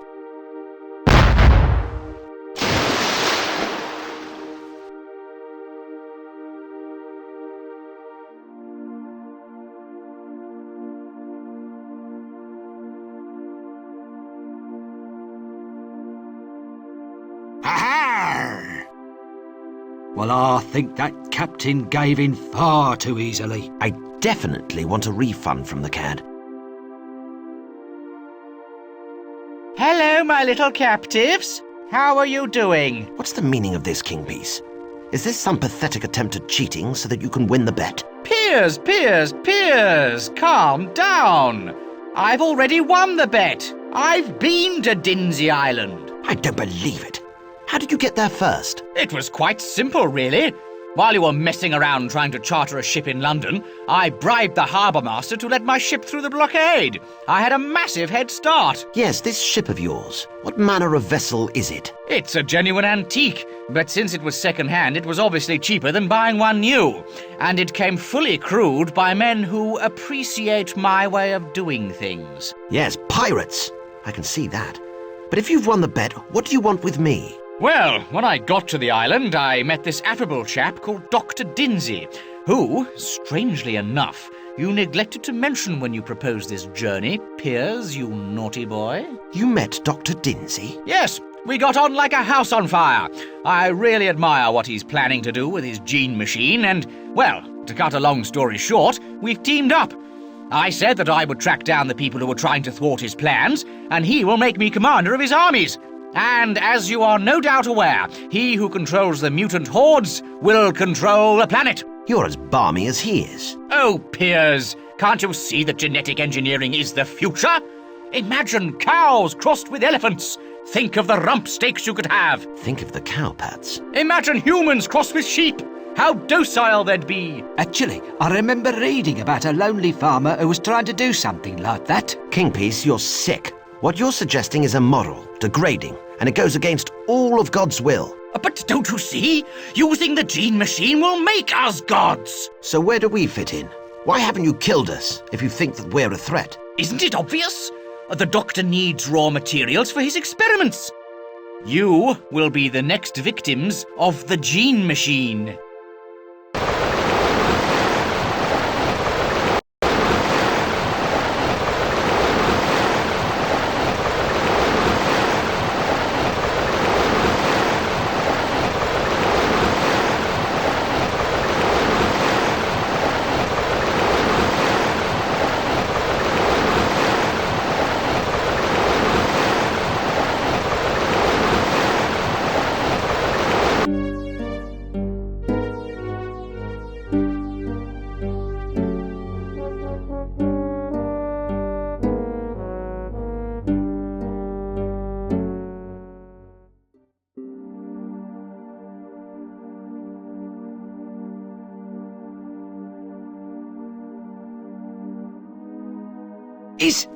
Is that the gene machine? Don't be silly, Mossop. It's some sort of flying machine. We're dealing with a mad doctor here. Goodness knows what other things he's invented.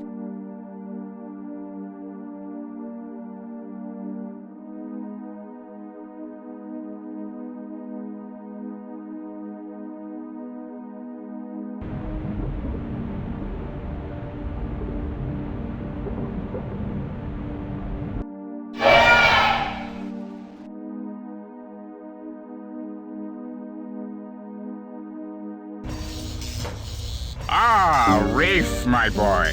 Back at last. And I see you have brought guests. I have indeed, Doctor. Allow me to introduce Piers Fanshawe, gentleman and would-be hindrance to our plans. And what about the fat one? Just a common servant, not worth caring about. I say so. He can't talk about me like that. I'm afraid he's right, Mossop. It is important to remember your place in the pecking order, no matter what your situation. Sorry, sir. I'll bear that in mind in future. What's left of it at any rate. Doctor, I've heard so much about your plans, but very little about the man behind them. It puzzles me as to why you seem to have such a grudge against humanity. Since you ask, Mr. Fanshawe, and because you are not long for this world, I will recount to you the distressing story of a young scientist cheated of the chance to be successful. Oh, no. Now you've started him off again.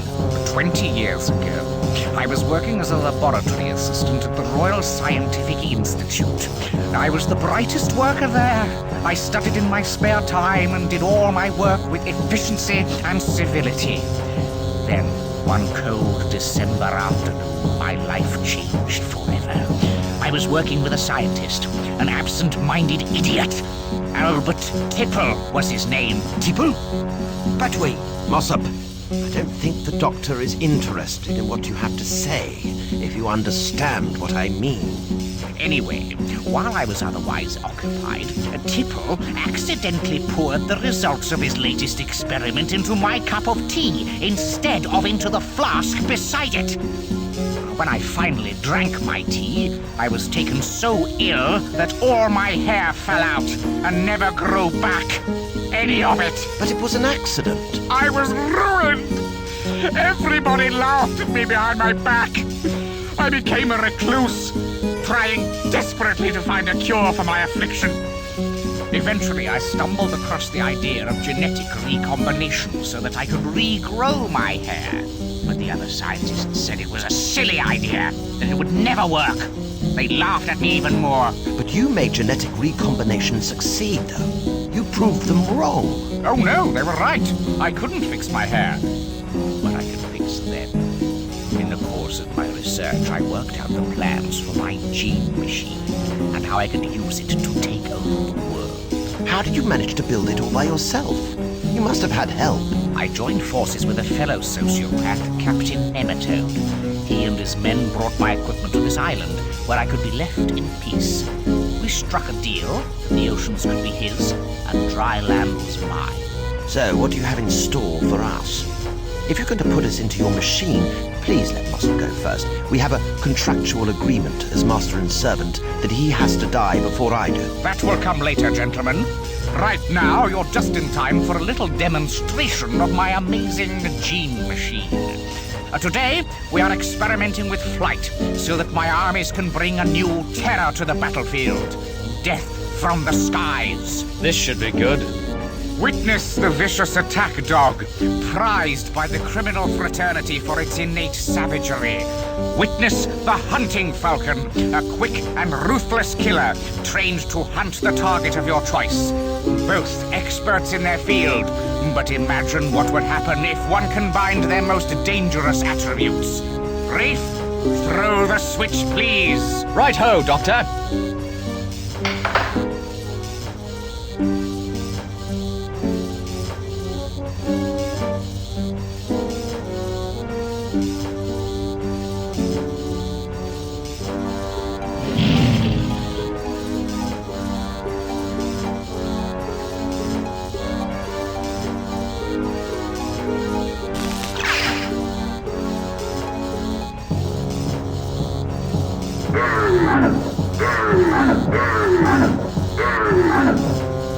Behold, my creation! Good Lord. Right, the show's over for now. Put them in one of the cages, Rafe. I will deal with them later. Well, that's it, sir. We will be put into that machine and be transmogrified into something ghastly. Look on the bright side, Mossop. In your case, whatever you are turned into will doubtless be an improvement. I'd just like to say, it's been an honour working for you, sir. We're not finished yet, my dear chap. I'll find a way out of this. If I don't get back to England alive, I don't even want to think about what Mirabella will do to me. So, what shall we do next, Mossop? I wouldn't like to say, sir. I'm sure you've a good plan as usual. This is another fine mesh you've got us into. Sorry, sir. How shall we escape, Mossop? I don't know, sir.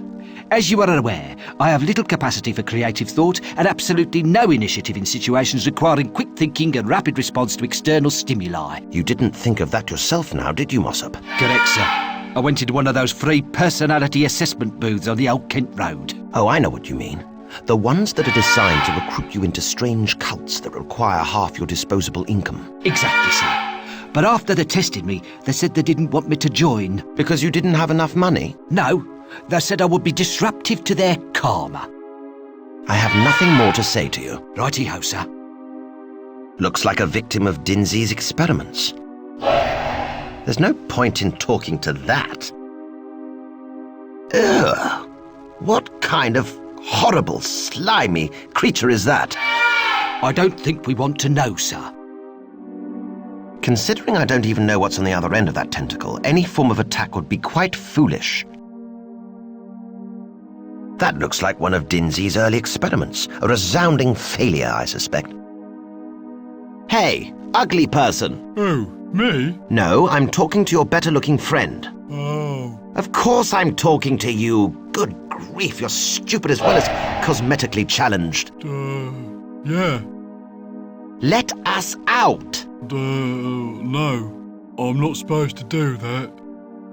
I need to go to the toilet. You've got to go where you're sitting, like I do. I want a separate cell. I can't lodge with the servants. I can put you in a cage with one of the other animals if you want. No thanks. At least I know what kind of animal Mossop is. I'll talk to you later. I'm too busy being incarcerated. Psst. Psst. I don't know what you are, but help us get out of here and I'll try to help you. Did it hear me? I don't know, sir. Maybe it did, and it just hasn't got a mouth to answer with. I wonder what the rest of it looks like. Good point, Mossop. Actually, I'm not sure I want to see what it looks like at all. It might be horrible. Do you do tricks, or can you only drool? What do you mean? Well, do you fetch a stick? Roll over and die for your country? That sort of thing. I've never tried. Would you like to learn? Yeah. All right. We'll start with something simple, like a somersault. How do I do that? Right. You start by taking a long run up to get some speed, so step back a few feet. To here? Just a bit further.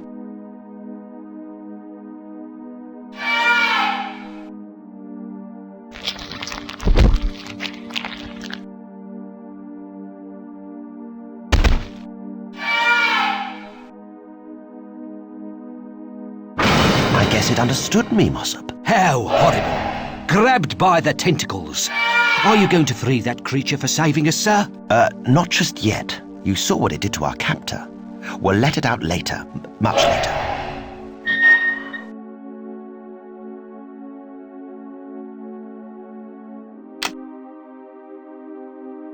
Come on, Mossop. We have to stop Denzy.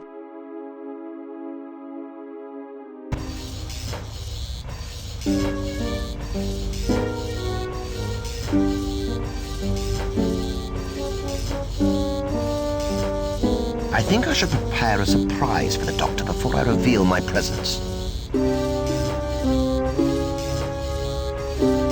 This should foul up his dastardly machine.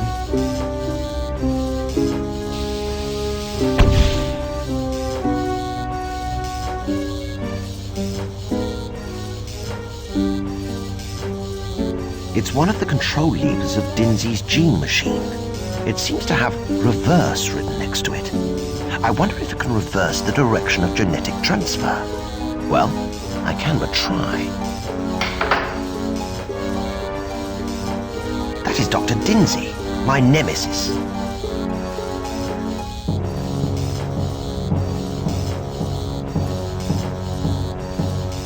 I say, Denzy, over here. Fanshawe, how did you escape? Oh, never mind. It was probably with that idiot assistant of mine. I shall have to deal with you myself. Hold on a second, old chap. I actually came to tell you that I think your machine is fascinating, really fascinating, and I'm awfully impressed. Because I'm afraid Kingpiece has misled you as to my intentions. I don't want to stop you. I want to join you. Sir, I can't believe it.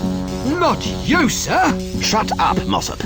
You're nothing but a worthless piece of detritus in the sewer of humanity. You don't belong here with gentlemen such as the Honourable Dr. and I. But, sir, I never expected you should show me any sort of respect or common decency, what with me being a lowly manservant. But I at least thought that you liked me. Liked you? I tolerated you at best. The folly of the lower classes, eh, Denzy? Now, go and stand in the corner, Mossop. I will deal with you later, after I've discussed the finer points of genocide with the doctor. Well, Fanshawe, I have to say I'm shocked and more than a little impressed. I had no idea you felt exactly the same way as I do about the world. But wait a minute. How do I know this isn't a trick? Well, my dear chap, for one thing, I could have escaped when I had the chance, and yet I came to talk to you. And for another thing, I may have a solution for your lack of follicular activity. My hair? You could restore my hair? I certainly think I could help, but I'd need to get a good look at your pate. Now, come a little closer. What if this is a trick to get closer to me? Well, all right then. Stand on that pedestal over there so I can get a better view. I won't come any nearer. Very well. How do I look?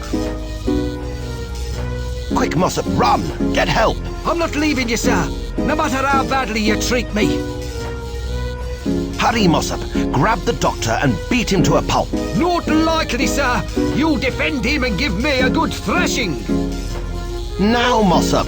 Throw the switch now! You don't like me anymore. You've joined the dark side. Oh, for crying out loud, Mossop. It was just a trick. Throw the switch. What? A trick? You mean it, sir? You're still one of the good guys? Throw the bloody switch, you fool!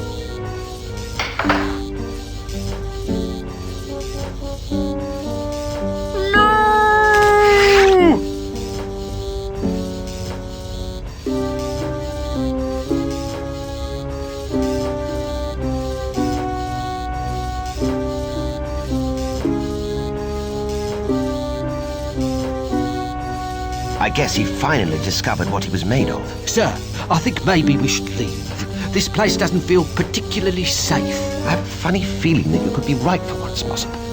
We should make haste to the galleon. What about Kingpiece and his pirates? We'll deal with that little worm when we come to him.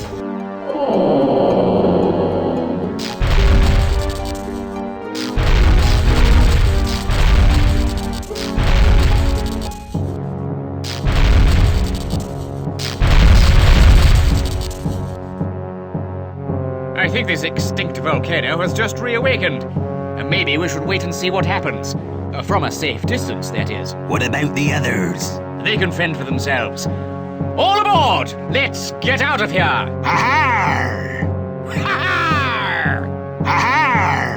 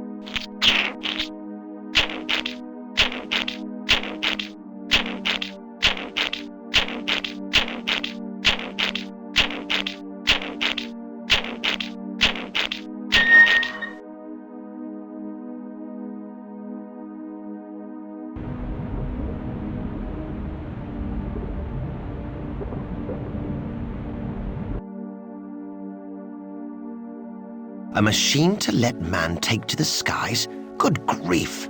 Is that mad doctor out to defy every law of nature?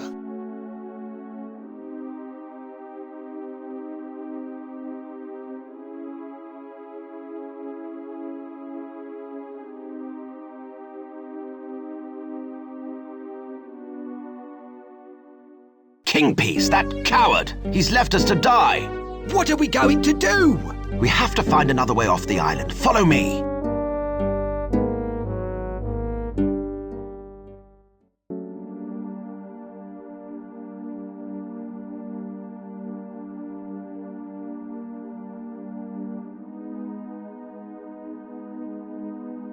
So, what shall we do next, Mossop? I wouldn't like to say, sir. I'm sure you've a good plan as usual. I have nothing more to say to you. Righty-ho, sir. You're not thinking of using that, are you, sir? It's our only hope, Mossop. Climb on and pedal for your life.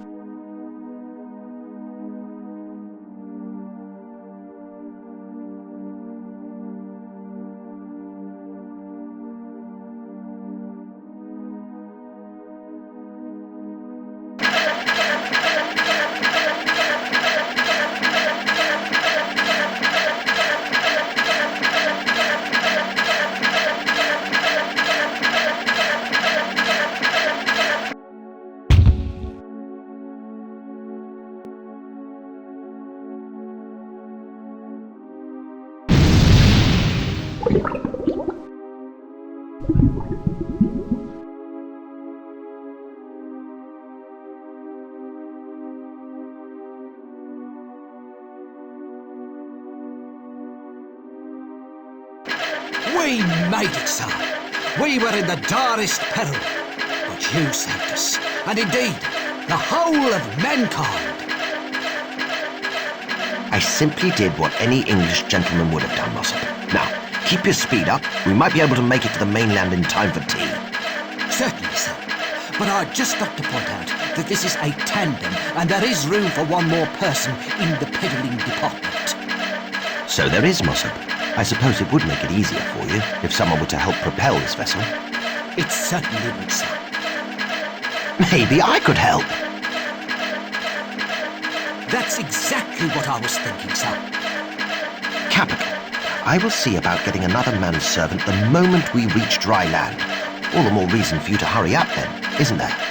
Yes, sir. Thank you, sir.